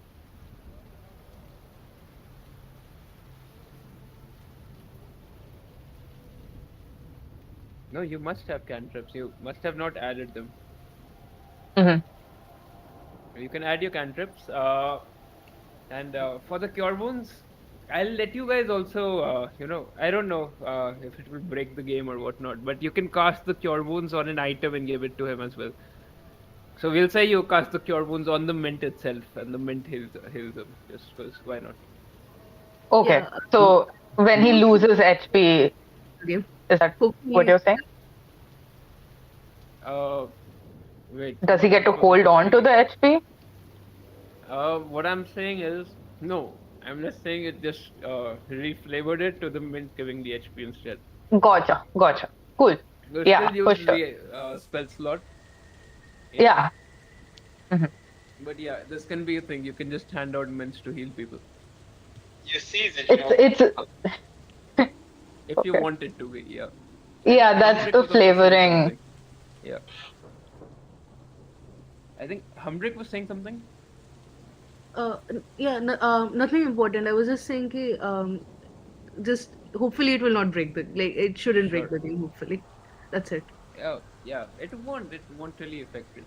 Like Yeah, we're yeah, just saying the cure wound is yeah. Chrissy handing out It's mints. mint flavored. It's just It's flavor. a mint flavored. It's a mint flavored cure wounds.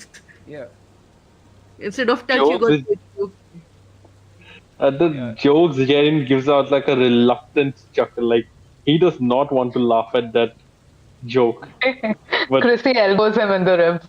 Well, with okay, the well, with the probably entire his thigh. situation being with the entire situation being what it is, the absurdity of everything, the chuckle just escapes him regardless.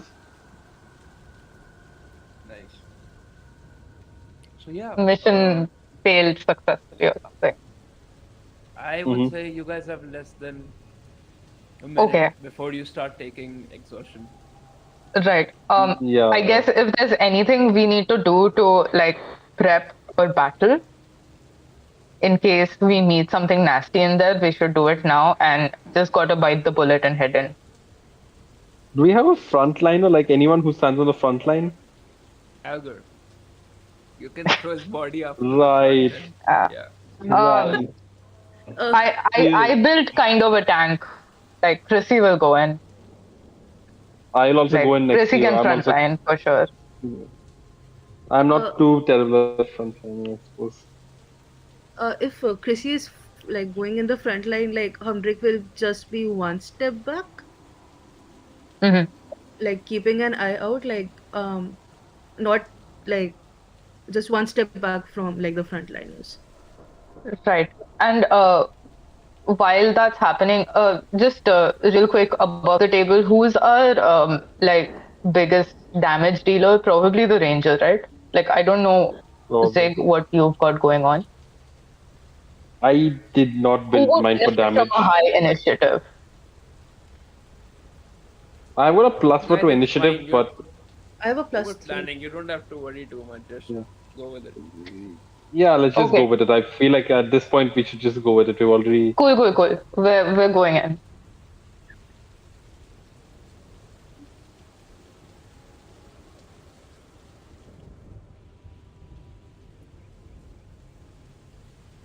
Maybe save your spells for now. I don't know. Okay. Yeah, so are we making our way? Yeah, Hmm. you're going towards the chapel. Give me 1 second. So you walk towards the chapel, and when you're sort of there's these it's the entire chapel is tilted, all right, and as you get closer to it, you can see the black sort of vines that were curling around it seem now you can clearly tell that they are in fact slimy. They stretch across the entire chapel. It's like they're trying to sort of strangulate the stone inside the chapel. Um, 1 second. Where's the chart? Humbrick. Uh, Yes, who enters first? Chrissy enters first, right? Christy and Hmm. is Zig. Zig Zig also will there? enter next to Humbrick. Zig will enter next to Humbrick, just a step behind Lucy. Okay, so So Chrissy is first then. yeah, Good. Chrissy is just so Chrissy. You step on the staircase. You're starting to enter. Humbrick, you're right behind her, Hmm? and you look to the left a little bit, and you notice that the vines just for a second they seem to have twitched almost like they're alive, maybe even. And Chrissy, that's right exactly when you cross over the threshold. Hmm. When you cross over, the sound of rain completely stops. It vanishes. Sort of Right. like a door has been cut off behind you. Okay. You hear it's almost like you're hearing silence now more than you're hearing actual sounds. You've like your nose is assaulted with the smell of dust, candle wax, and something which is faintly sweet, like old wine, sort of when it goes sour.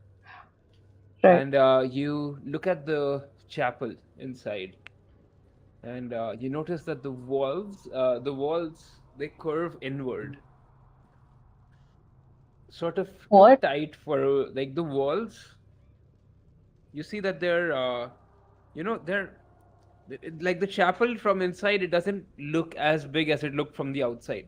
It's smaller somehow, and the walls, yeah, concave walls, sort of. Not concave Right. walls.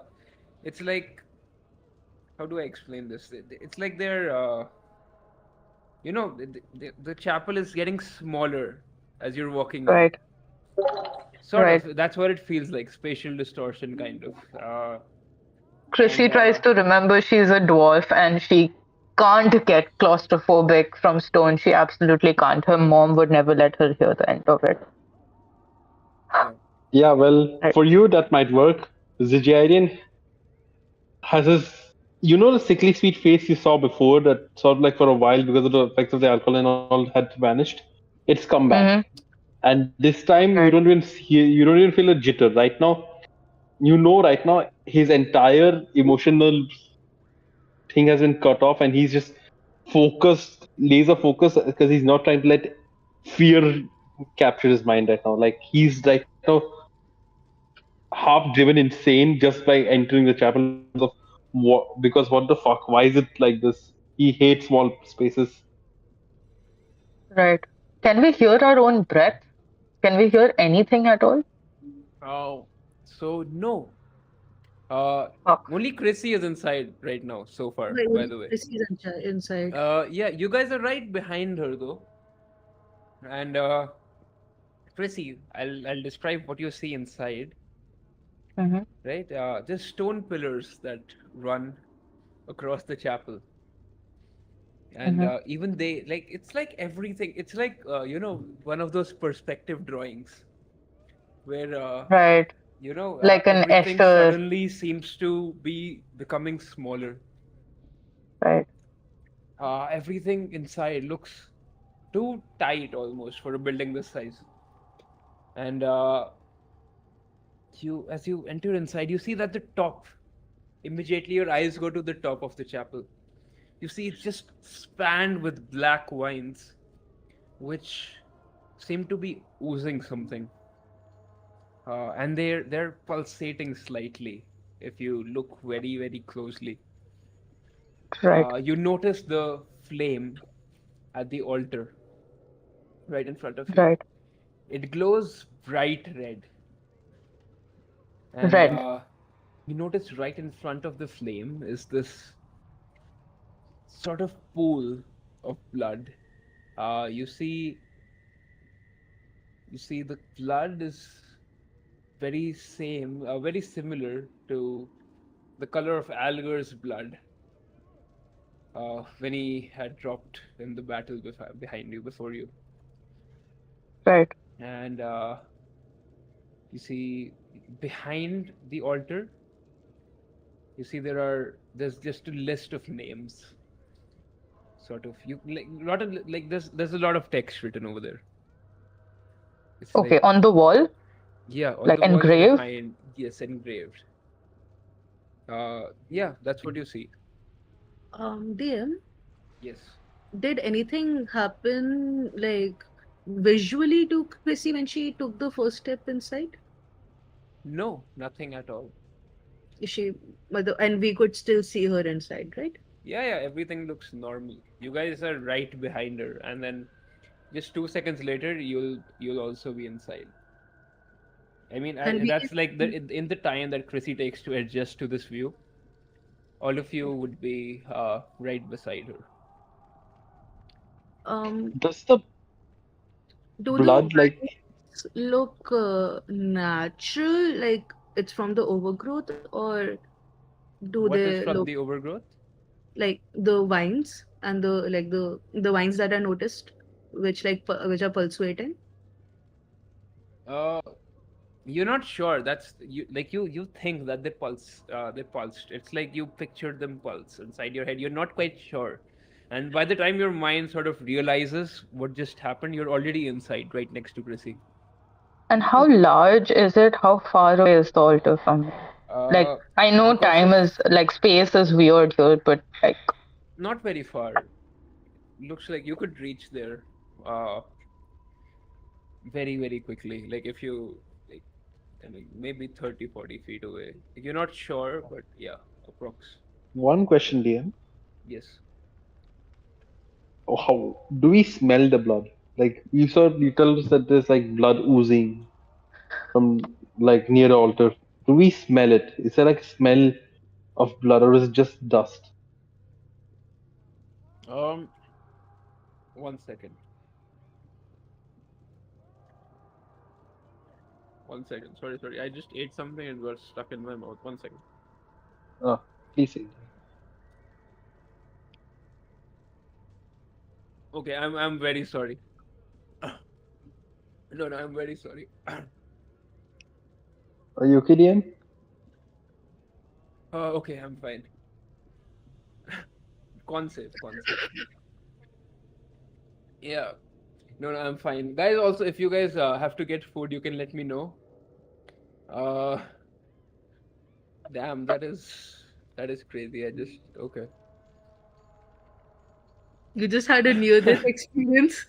No, yeah, and Happy Halloween, man. yes, happy Halloween. And then I also read Chrissy's text. happy Halloween, guys. Yeah. Okay. So, yes, what was I saying? Back to the game. Uh, so by the time you notice you notice the red, whatever that is, you would have already been inside. And you do see that it is blood. In fact, you can't quite smell it. Your view, your eyes, what you see in front of you is exactly what Chrissy just saw. Your eyes sort of distort to see the space in front of you, and you notice what looks to be like red blood in front of the altar. It's just this pool. Right. Does it look fresh? It Is it looks coagulating? Is it like Yeah, still quite liquid? it looks yeah, like very does it look? fresh. It It looks looks very fresh. Fresh. very fresh. What's dripping from the ceiling? Is anything dripping on me? And what is Nothing is dripping on you. it? You Okay. notice that where the wine sort of concentrate is right above the altar, and From where the blood is once flowing. Malum steps inside, you notice there's this one very tiny drop of blood dripped from the altar to the ground in the pool in front of you. Right.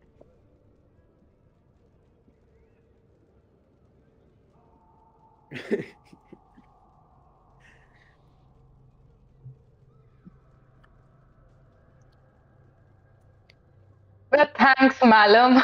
Thanks. Sorry, Chrissy like purposefully interrupts you and yells at you.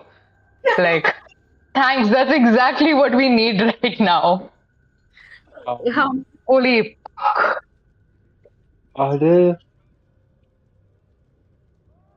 do you have a Xanax?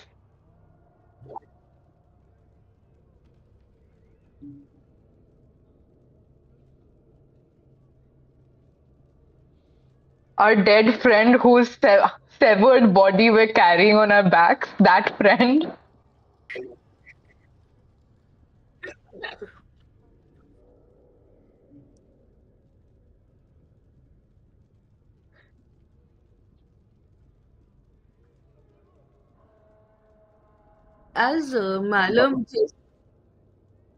as uh, Malum gestures to like the body that we are carrying, is there any blood on the body?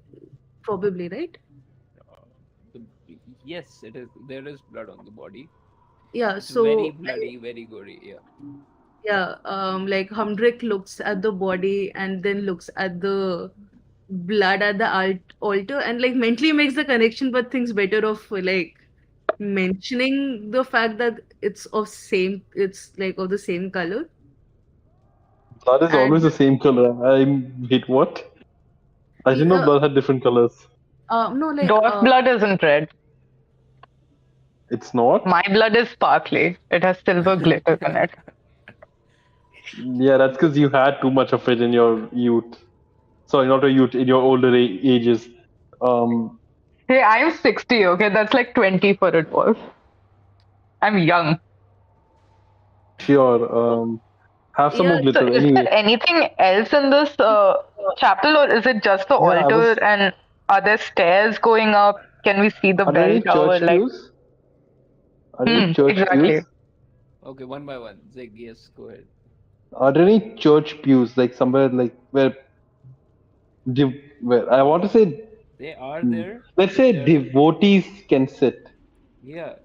There are pews, but then they're all broken, and they sort of seem to just you can see the edges of where they would have been if they existed. They're all broken and just not there, non-existent. You can see like at the corners of the room, you can see some pews have been stacked up or just been broken and put down to the side. And yeah, Okay. Any doors out of here? Stairs, doors? Or is uh, it just a single room? Can you see the bell above? you do not see the bell above. You can see like you can see the outline of the bell tower from within the vines that Ah, just sort of got it. make up the roof. Mhm. Huh? Uh, I told you the room is about no, like from one side to the other, it's maybe 50 feet at most. DM, the door that we entered through, Yeah. um, like, can it close? There's no door. There's no door, right? Yes. It's just an entrance. Um, Yes. Cool. one more thing. Can Zigerian sort of like tries to walk backward, like Keeping his eye on the altar, Hmm. he tries to walk backward to the door, to the exit. As Sigarian, as you try to walk backwards, you hear you hear something, and this is only Zagarian for now.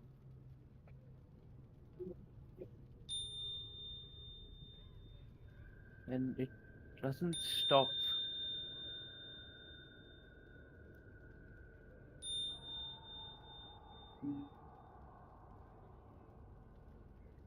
I'm assuming that's a bell. That's a bell starting to ring. Uh,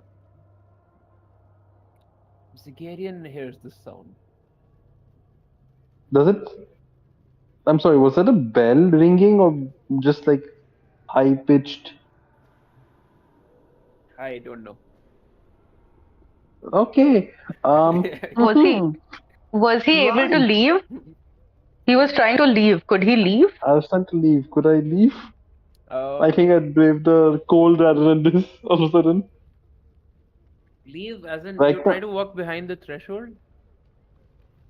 I'd, You are able I'd to. You're able to step like 1 feet is able to exit this threshold. Yes.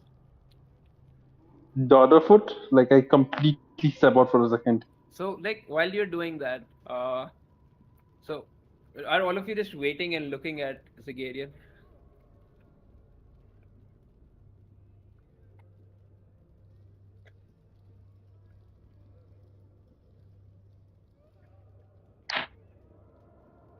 It's it's Malam, it's not confused, but but you notice there's sweat dripping down his face. Cold, like to him, it feels cold. Sweat, it's cold, but right now, to you, all you see is sweat just completely dripping down every side. He's not done any physical exertion, but he's still sweating.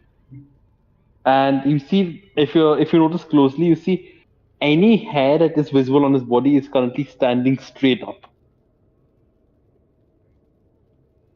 So He's currently experiencing goosebumps that are every single hair on his body is standing up, and but his expression is unchanged. His expression of just like smiling. It's like it's almost like he's the horror in the house, but he's like trying to leave as quickly as possible. I try to exit the chapel, hearing the noise. are you turning around, or are you just like facing the altar and stepping back? Okay, no. Uh, uh, um, I am facing the altar. I do not take my eyes off of the altar. Yeah. And I'm going to add that to the code book. We have a code book in our server, so that's horrifying thing. Malum quiet. That's horrifying. That's going there. Uh, you guys, Chrissy, you can add it there if you want to, or anyone, whoever wants to. All There's right, quotes. sure. There's a quote Yeah, section. I can Yeah, see the quote Yeah, channel. I can see the I'll quote go channel. ahead and do that. yeah. Also, I just realized you were running a My House of Horrors campaign. I've wanted to read that novel for a while. It's amazing. We can discuss that after the game. Uh, Just Um, I will be listening. so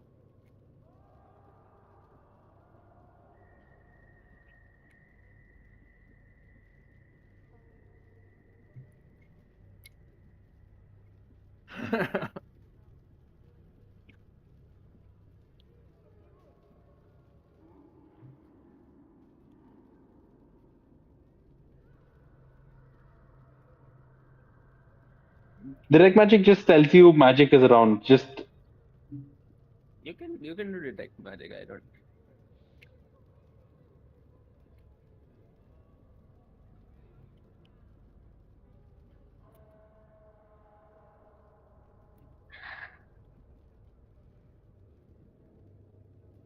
um, yeah. Go I ahead. think I I think magic. I don't know that we'd have mechanical traps, but honestly, I think if we want answers there at the altar, I don't want answers, but if we want answers there at the altar, So If you don't let know me answers, play there's this out something. first. Yes, go Then ahead. we Watch me die. then we can continue. All right. So Zig was able to leave.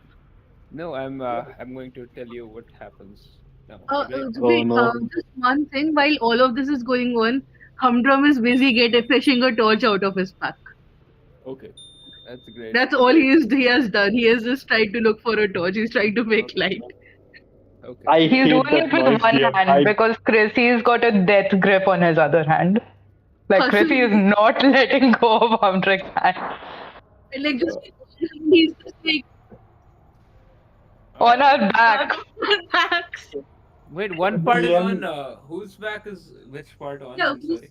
whose backs I is am it? not carrying the body. I am not carrying the dead Everyone body. I'll let you know. roll a d20. I Everyone went to roll a puke. d20 right now. Lowest two rolls carry the body. I have not been carrying the body. I went to puke. I would not be carrying a body when I went to puke. I'm just letting you guys know that. Fine, fine. It's okay, guys. Just tell me. I guess Humdrick is carrying at least one body. Okay, Humdrick and Malum then, I think. Because If Chrissy Malum. rolled a 6. Oh, that one, yeah, for sure. Malum, Yeah. Humdrick. Malum's Okay. carrying both parts of the body like a onesie. Like a So Humdrick is carrying one.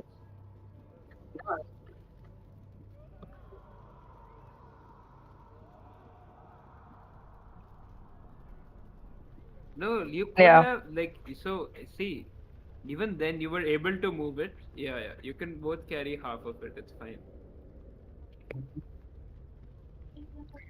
Sure. Yeah, and Humdrick has the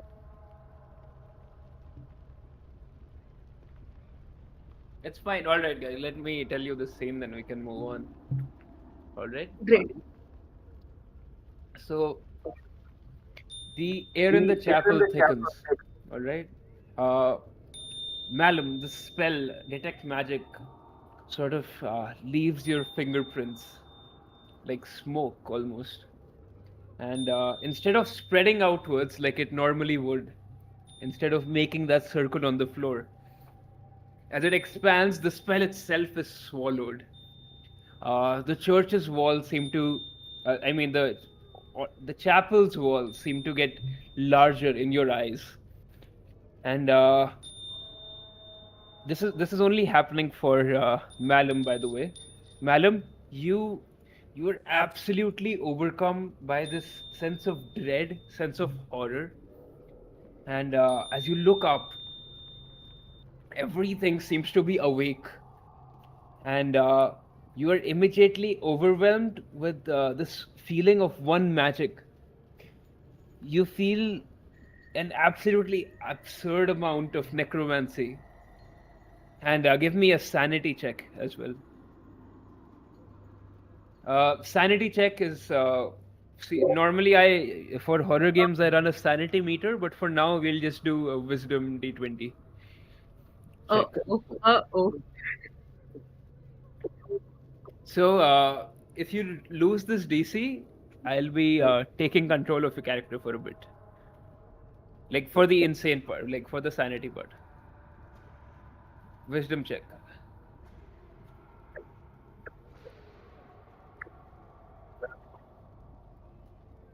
Yeah. roll it in general.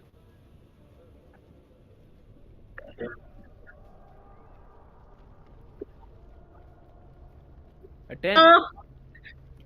As you are absolutely overwhelmed by this just overpowering feeling, you lose all common sense.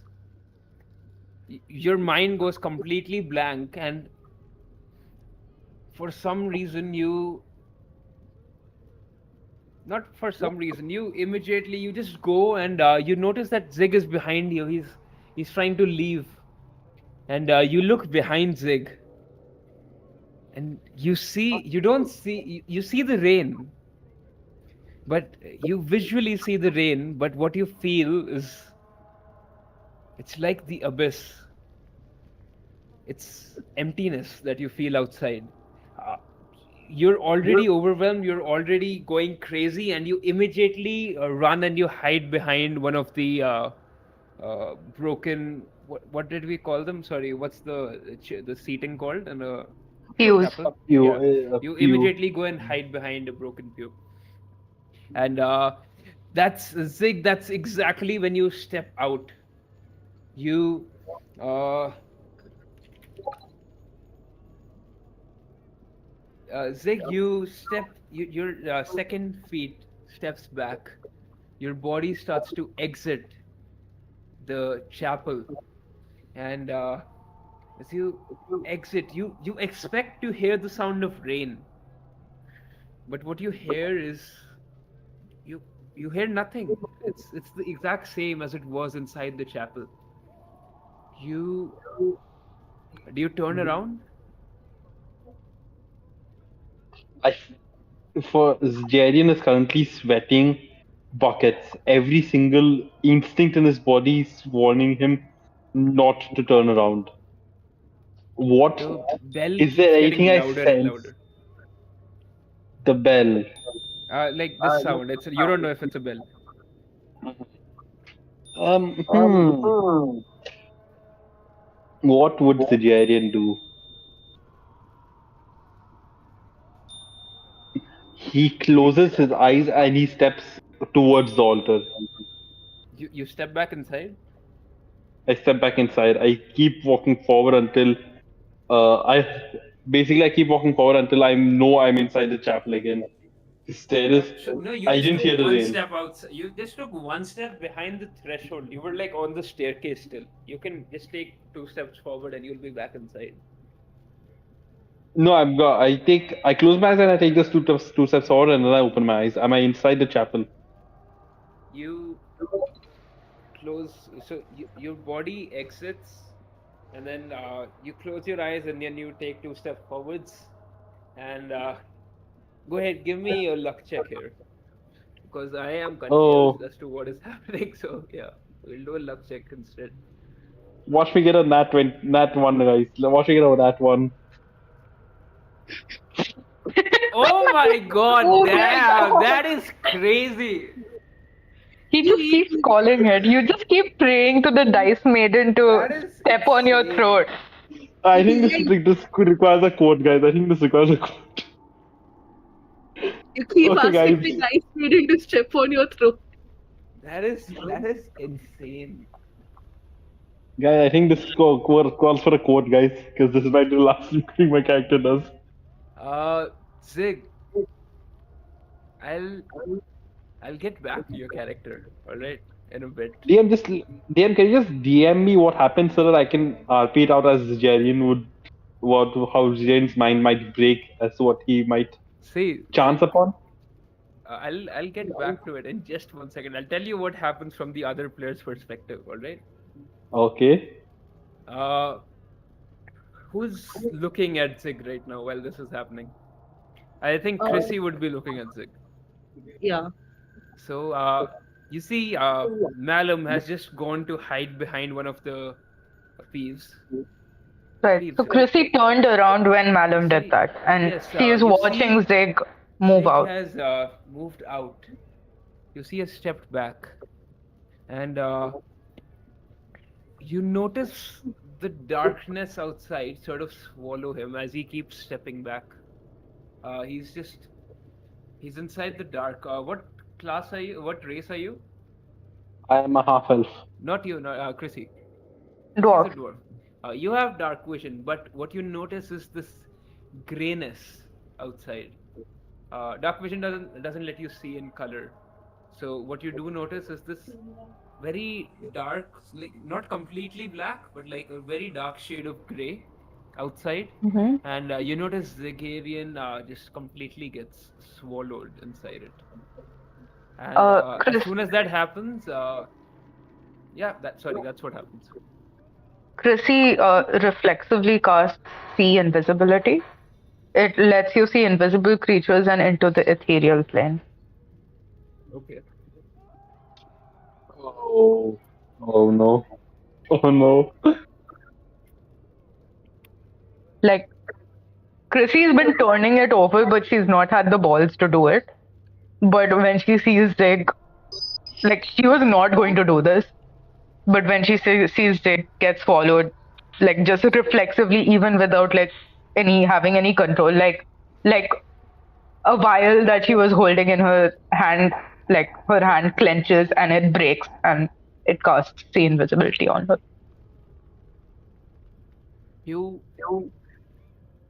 You're unable to cast the invisibility. The spell triggers, but then it has turned on, but you don't notice anything different. It's sort of like it just instantly it failed to activate. Right. Okay. But the magic did leave me. Like I did cast it. It just did nothing. Yes. And I'm seeing Zig get swallowed up. Yes, you did see Zig get swallowed. Not I'm swallowed, it like just fade into the darkness. I'm gonna try to move forward and like try to catch him. I'm gonna rush forward and try to catch him. You want to move forward into the... Like I won't leave the threshold if I can, but like I'll reach my arm out and try to catch Zig. And if I need to, then I will move out. While all this is happening, Humdrick. Does he finally have a torch in his hand? Yes, Humdrick has found a torch. He has found 2 torches. Let's go. Yeah, it's fine. Humdrick has found 2 torches. Humdrick, you too start to hear the sound, the same sound that Zig heard, but he wasn't quite sure. You're not sure what this sound is yet. It's very light. Hmm.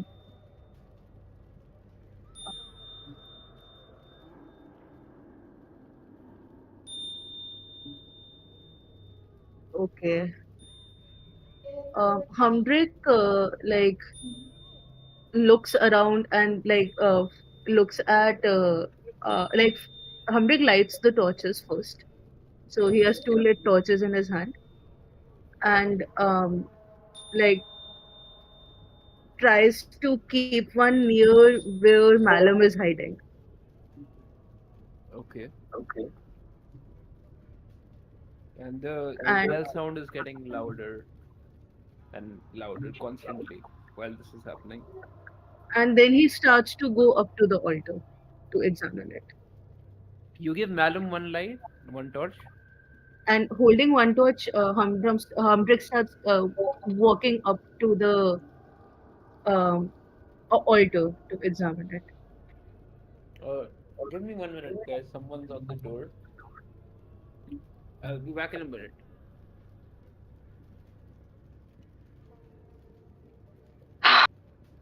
I am so regretting my spell choices. Why did I think I could do damage? I should have just picked like things which will cast light. So guys, I think this might be where my character dies. This might be where my character dies trying to save your character's ass. But hey, fair. I did fuck you over earlier. And anyway, it doesn't look like you can cast anything. Why? If I'm going down, I may as well take whatever's there, give it something. I'm gonna cast Charm Person on that being.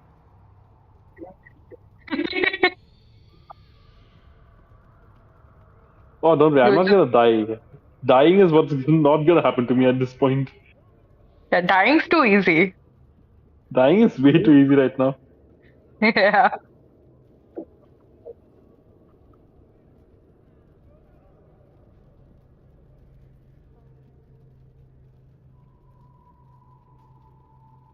Right.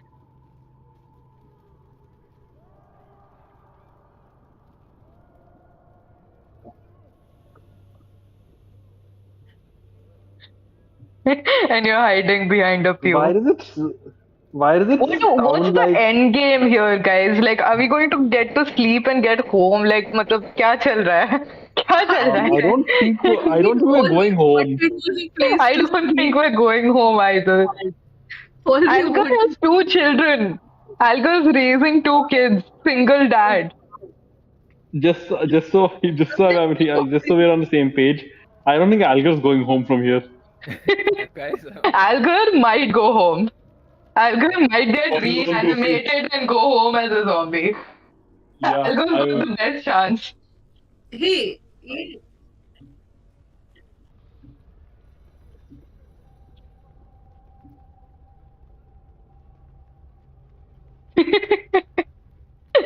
Bhai. Sucks hey, to be you, I guess.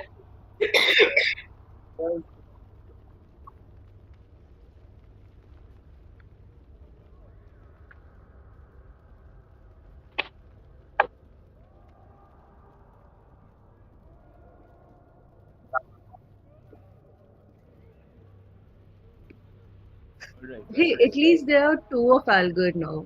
One for each of the child. all right. Okay. यार उसका तो I have no idea what is going to happen to us Okay, now. guys. All right, let's continue. Okay. So, Humbrick, you're heading towards the altar. Yeah. All right, Humbrick, you're hearing the bell constantly. I'm not going to ring it again, and it Mhm. gets louder and louder. Ting, ting. You can hear the sound just sort of like vibrating in your head, sort of. And as you get to the altar, it rings extremely loudly. You see the pool of blood before you. Hmm. You see the red flame. Uh, what do you do? Do you want to like? You can also like try and look more closely at stuff. And then behind the flame, also you see like this huge board with a lot of text written over there. I think Humbrick will first try to focus on that wall and try to make out what's written. You Like see, try to see, मतलब, Oh try to my see what's God. Are you written really either on reading the wall something here? or like on the altar or anywhere. Like just trying to see what's written, what's going on, trying to like see if anything will give him a hint. Ki, like reading anything will like what's going on. you see, the wall is full of names, thousands and thousands of names written in very, very tiny spaces. It's very hard to read the names unless you're very, very close, but they're etched perfectly. It looks inhuman, the etching here. It's And does it look so like like all of it was etched at one time, or does it look like things were added? you look to the bottom right side, and there you see that there's some space over there, and Hmm. you notice the name. You notice the last name that was written there, and it spells out Algar. And then Oh. you notice another name right below that, and you notice it says Zigarian. And then you notice three more names slowly starting to write themselves over there. You notice your own name, you notice Chrissy's name, and you notice Malum's name. The Humdrum in chapel grows completely still. Like once again you just sort of you're hit by a sudden realization, and you look at the flame, which sort of grows larger and brighter, and it sort of pulses like a heartbeat. What have you just realized, Hamrit? we're all about to die. And you said that it sounds like a heartbeat. It looks like a heartbeat.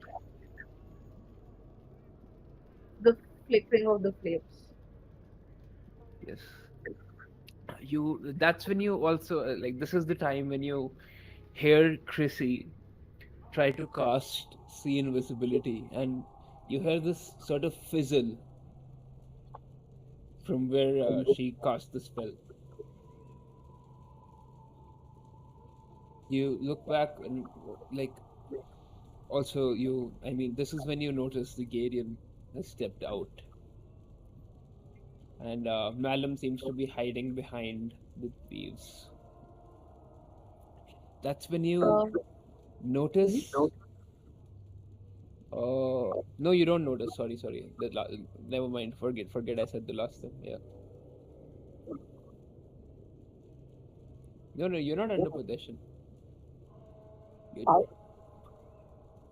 You, you have your control back. It's just that your character will stay there for a bit, like under the peeps. Yeah, hiding behind the peeps. Yeah, Humbrick just like turns turns away from the altar and like sort of yells at everyone that relays the fact that our names have just appeared on the wall and Alger's name was there first. Like just yells it out to Chrissy, considering like she's the only one hopefully who can who is not completely who is not seems to be in action. And then he says I think we need to break the altar. That I think that's the only chance we have. As you're yelling that out, you see that your names have almost finished writing themselves. He just takes out his short sword and just strikes it against the stone of the altar. You take out your short sword. Give me a hit roll. Wait, let me see if I have a dagger actually. Wait, just 1 minute. Let me check if I have a dagger. If I don't, then it will be a short sword now. Oh, I have a scimitar. So I'll use a scimitar instead then. Not the.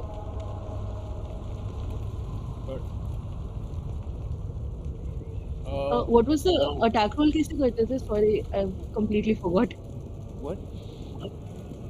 How do you do attack roll? I completely forgot. D20 roll plus your proficiency plus your the modifier for Dex. the weapon. Okay. You're what class are you? You're a Ranger, it's Dex. Yes, Dex. Right. So D20 plus Dex, right? And D20 whatever I plus get. Dex plus proficiency. Okay, let's go. 18 plus 3 proficiency. I don't think I have. So No, you level 3, right? So 3 +2. plus 2. Sorry, yeah, plus 2. Okay, so What's your? It's fine. It hits. Yeah, Where it's are 18 you? plus You're 2. hitting the fire or you're hitting the altar? The stone.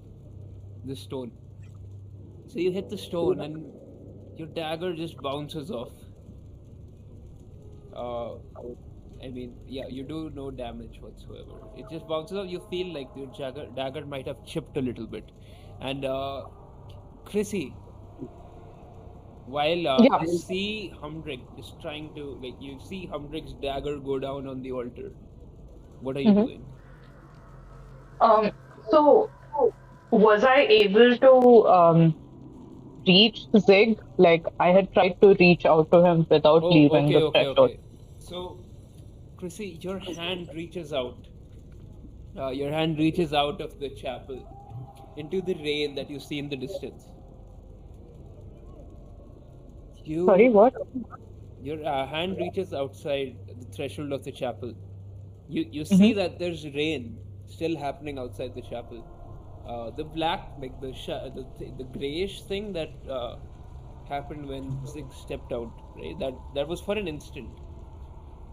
Right. It went back to rain, Okay. and your hand reaches out, and as your hand reaches out, you see that your hand is swallowed by darkness once again. You see that the rain that you see outside seems to be an illusion of sorts. Right. And Malum, what are you doing in the peaks while this is happening?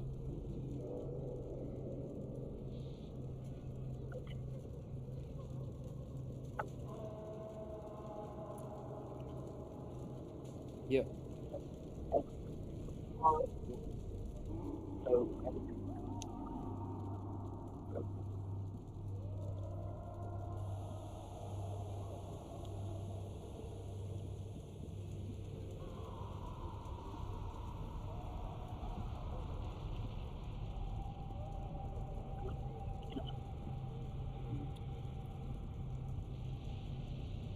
Yeah, go ahead.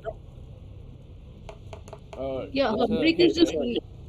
yelling for like is just like yelling and attacking the altar. So there is Did Humdrick tell us that the flame was like a heartbeat? no. Yes. No, oh, no. She, Oh no, Hamrick, yeah, she did. he did. He did. Hamrick also yelled out that their names are there, right?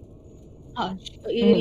Like the name, their names are there, like and what Hambrick saw, and that, and then this attack the altar. Okay. Uh, while this is happening, go ahead, give me a hit roll for the Sacred Flame. It's a deck save. Okay. Can you target objects? Yeah, I think objects fail deck saves less automatic. Wait, isn't Sacred? I thought Sacred Flame was a.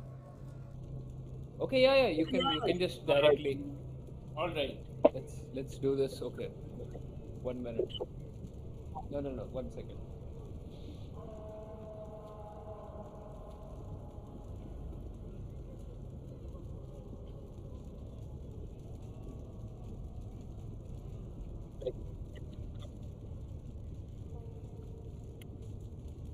It's fine. It's fine. Uh, yes. Go ahead. Uh,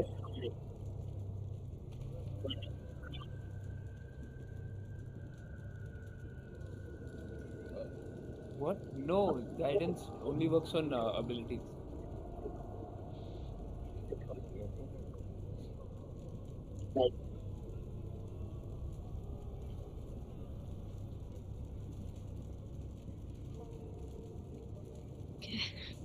At least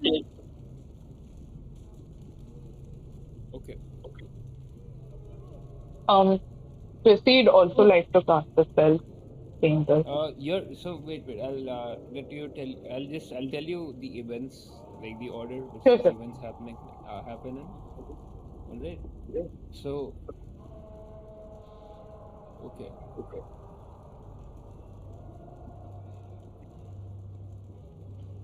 Chrissy, as your hand reaches out, right? I mean, we'll say this is happening. All three of these things happen simultaneously. All right. Chrissy, your hand reaches out. You see your hand gets swallowed by the darkness outside. The darkness that appears when your hand reaches out. You were seeing just the mirage of rain and the place that you entered from before that. Right. And Humdrick, you are constantly slashing your dagger at the altar. Malum, you reach out with sacred flames and your sacred, like you see your brilliant flames just reach out from your hands as they approach the altar. When all of you hear a very large, very loud bell sound, immediately. So also, guys, remember this is you're not hearing any other sound right now. Alright, there's just this bell sound.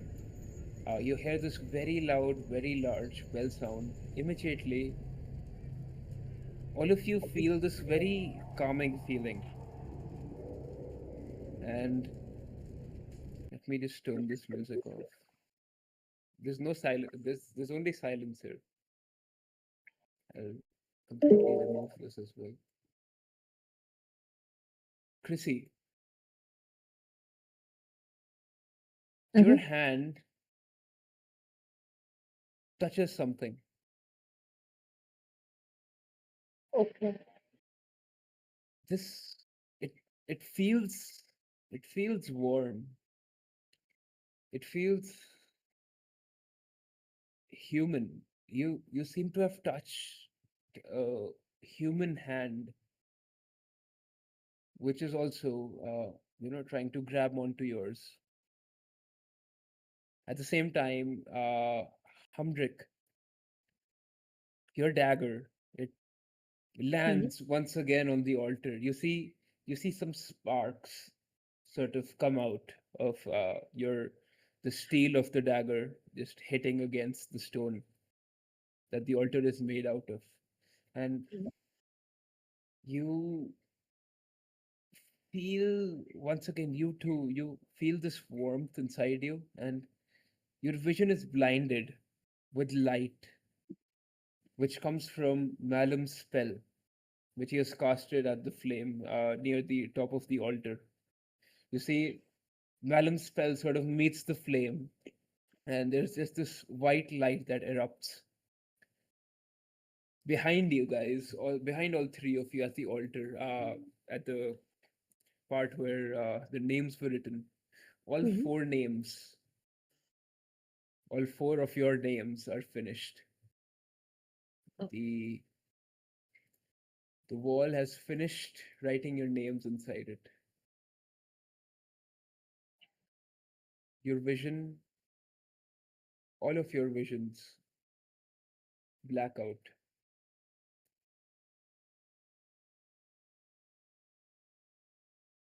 You open your eyes again, and you find yourselves in a battlefield. You find yourself surrounded by fire. You see Alger's body Oh, lying right next to this fleshy monster that you have just killed. Alger has been sliced clean in half. And that's where we are ending the session today, guys. I hope you all had fun. fuck See these. no.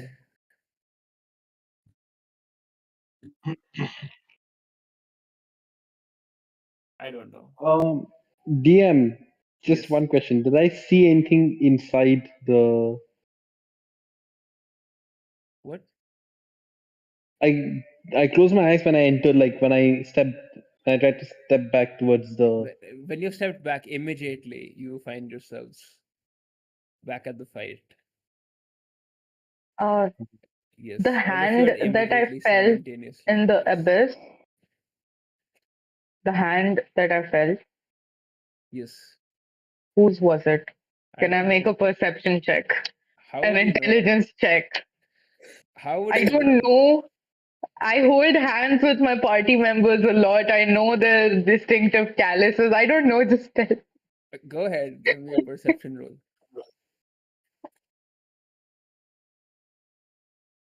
No, DM, can I let's give I you a just need to sanity I know check? if it don't was mind giving a Algar. try. Go ahead. I need to DM, can know I if give it was you a? Algar. What? 5. 5. What does that tell me, huh? That tells you it was your mother. It was your mother trying to reach out to you with the 5. I don't know. To tell Your me that dead we your don't dead get mother. claustrophobic in stone? Yeah, Your yeah, dead that sounds mother. like her, that old hag. Yes. DM, one question. Yes, go ahead. I feel like now that I'm here, I think I need to give you a sanity check for my character. You need to do a what? I need to give you a sanity check for my character. Give me a what? Sorry, I'm what? A A sanity sanity check. check. Oh, sanity check. Oh, sure. See, like that's where the session ends. There might be a story beyond. I don't know. I mean, probably, but yeah. Can I, Anushka, give you a sanity check because I'm still in a dark room in a Go creaky ahead. house with heavy rain Go ahead, outside? everyone. Just whoever wants to go wild. That's a 10, DM. What happens to me? Your character or you? For my character for now. Oh, your character. He's Oh, hey, all your 18. characters. I'll sleep well tonight. You'll be fine. Yeah. Zigarian won't. Zigarian breaks down. Yeah.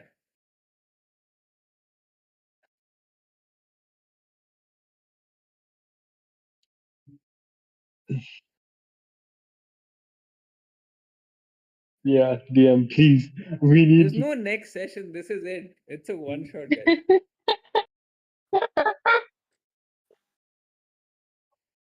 I don't think it's a cliffhanger. It's just a time loop. Yeah, we are It's just our We're names just have been. stuck here. It's Our not a names have time been. loop, guys. I'll let you know Like, that it's not a time loop. it's not a time loop. Yes, I can tell you that for sure.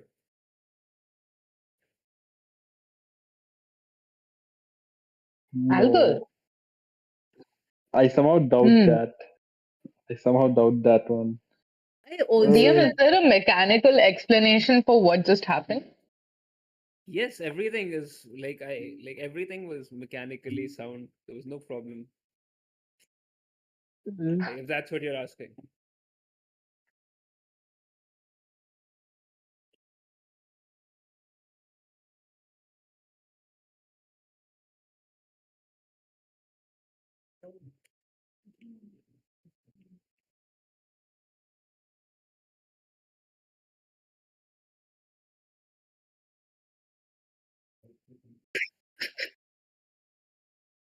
Here's a question. When we appear back on the battlefield, have we had the effects of a long rest, or are our HP and spell slots at the same point? What? Sorry, I missed the last part. Hello. Um, when we arrive back at the end at the battlefield, do we have we had the effects of a long rest, like, or like our HP and our expended spell slots are still the same? It's no. It's exactly what it was at the start. Oh, okay. So 9 HP. Yeah. Okay, that's fine.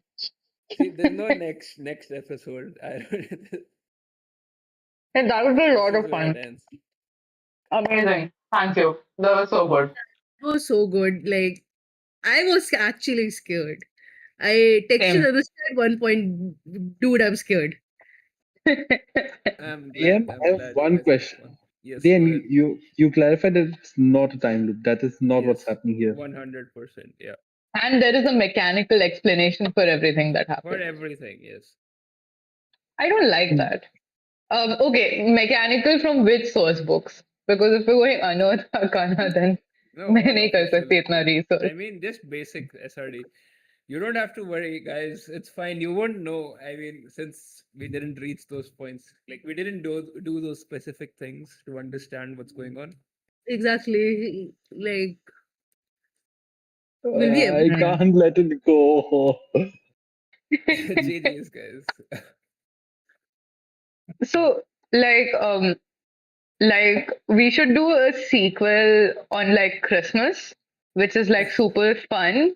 And it's like Algar comes back to life and we drink a bunch of eggnog and we get no levels of intoxication. Sure, That's my pitch. In 2 months, we do this. sure.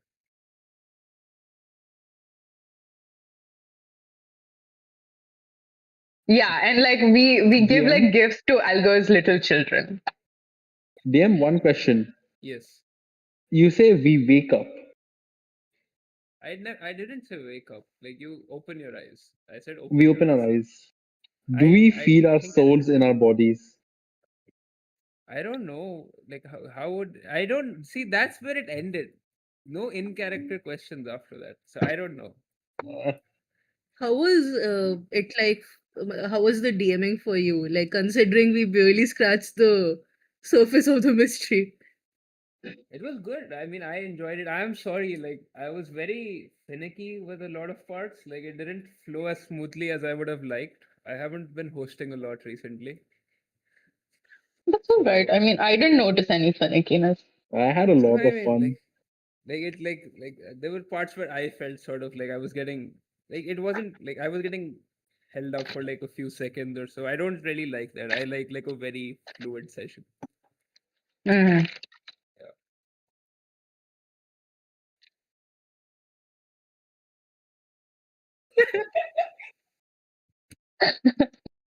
Yeah. Well, that's it. I hope you guys enjoyed. Yeah. We did for sure.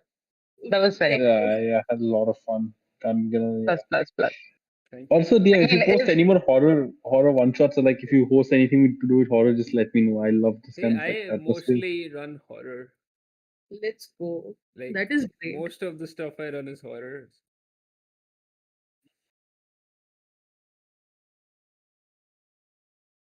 Sure, I mean, see, I always post. Aren't you a those- doctor? Don't you have shifts? ये तो like Malum is just like okay in the middle of resuscitating someone, but hold up, I got to roll 1d20 real quick. Oh, nice, Nice. nice. Got it. That's nice. See, damn. So you have a cough. Don't worry. I'm going to go play some D&D. See, Algar is about to die. I can't cure your cough. Yeah.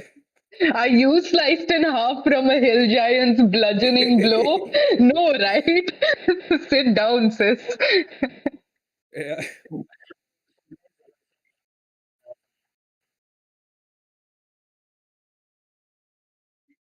Oh no.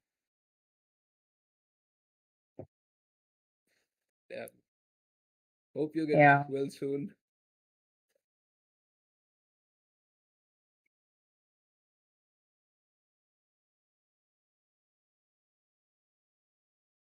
Yeah, Gotcha. I'll let you know for sure if I host. It won't be for another week, but like I might host after that. I'll post Yeah, here let in the me know server too. first.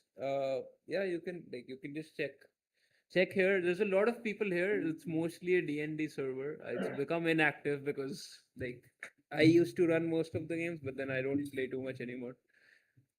Do other people also run games on the server? Yes, they were like at a point there was 7 campaigns going on here, but then they slowly because like it's my server, right, and then I stopped hosting, so it just faded out sort of. Gotcha.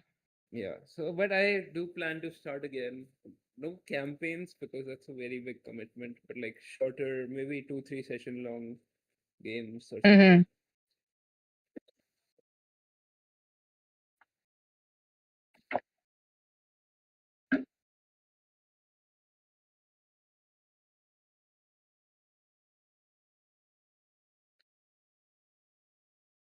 Right.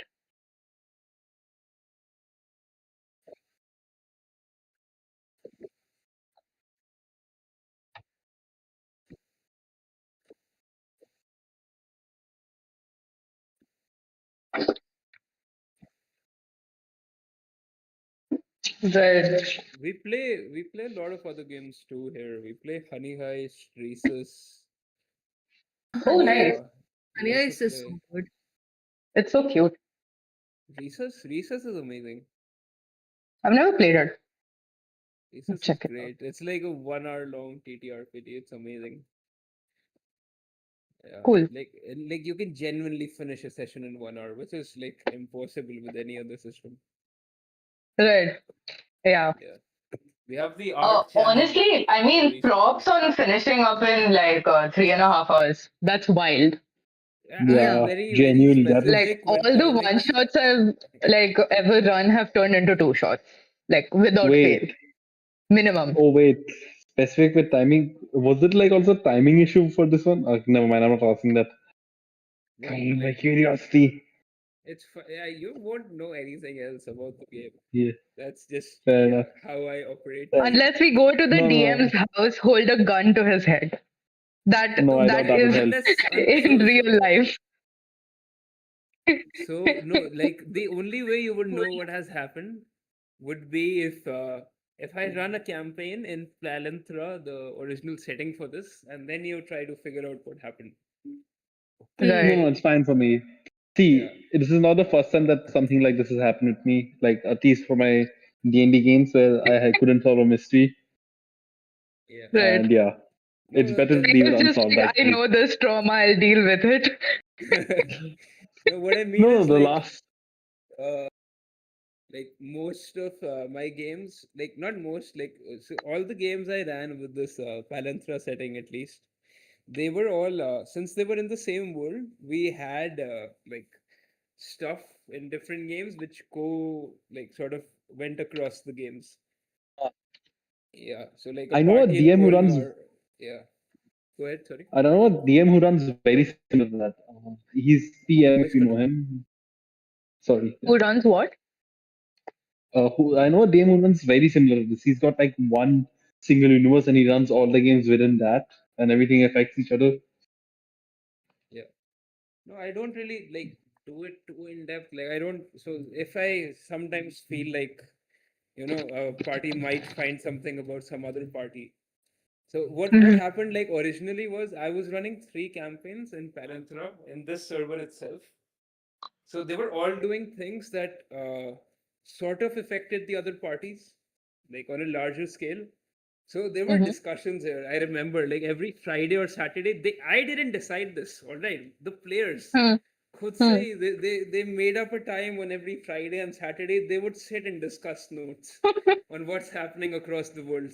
And I was so lost because I didn't know what's happening. Like I mean I know of course I'm planning some of the stuff, but not as much as they were reading into it. Because like I just You were like, used to hear wait, it that's a and nice plot line.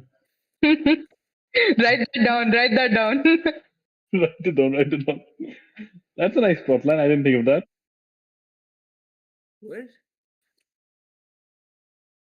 Yeah, and like just so wild because I have no clue what they're like. It's just it like my own story was maybe like an 8 out of 10, but then they built it up to become like an 11 out of 10. Then I had to rewrite everything to make sure that it didn't disappoint them. And it just Hmm. You're like, I write don't that know down, write that down. Write that down. That's a good idea. Write that down what quickly. what's a good idea. Yeah, exactly. I remember something similar happened. So basically, I was playing in two concurrent campaigns in a different DM's world, and one of them was basically one of the characters was a level 3 character that was connected to a massive supercomputer. Don't ask, it just was. What? Sorry. Uh, See, no one so asked. basically, What? one of my characters is connected Yeah. to a massive supercomputer. Uh, so a different character that is much higher level was also connected to this, and basically, my character sent out a massive SOS to all the people connected to the supercomputer. And just coincidentally, a very high level person connected to the supercomputer just happened to be in the vicinity with the other party. So I had to play two characters at the same time for one session. Nice. Hmm. That sounds fun.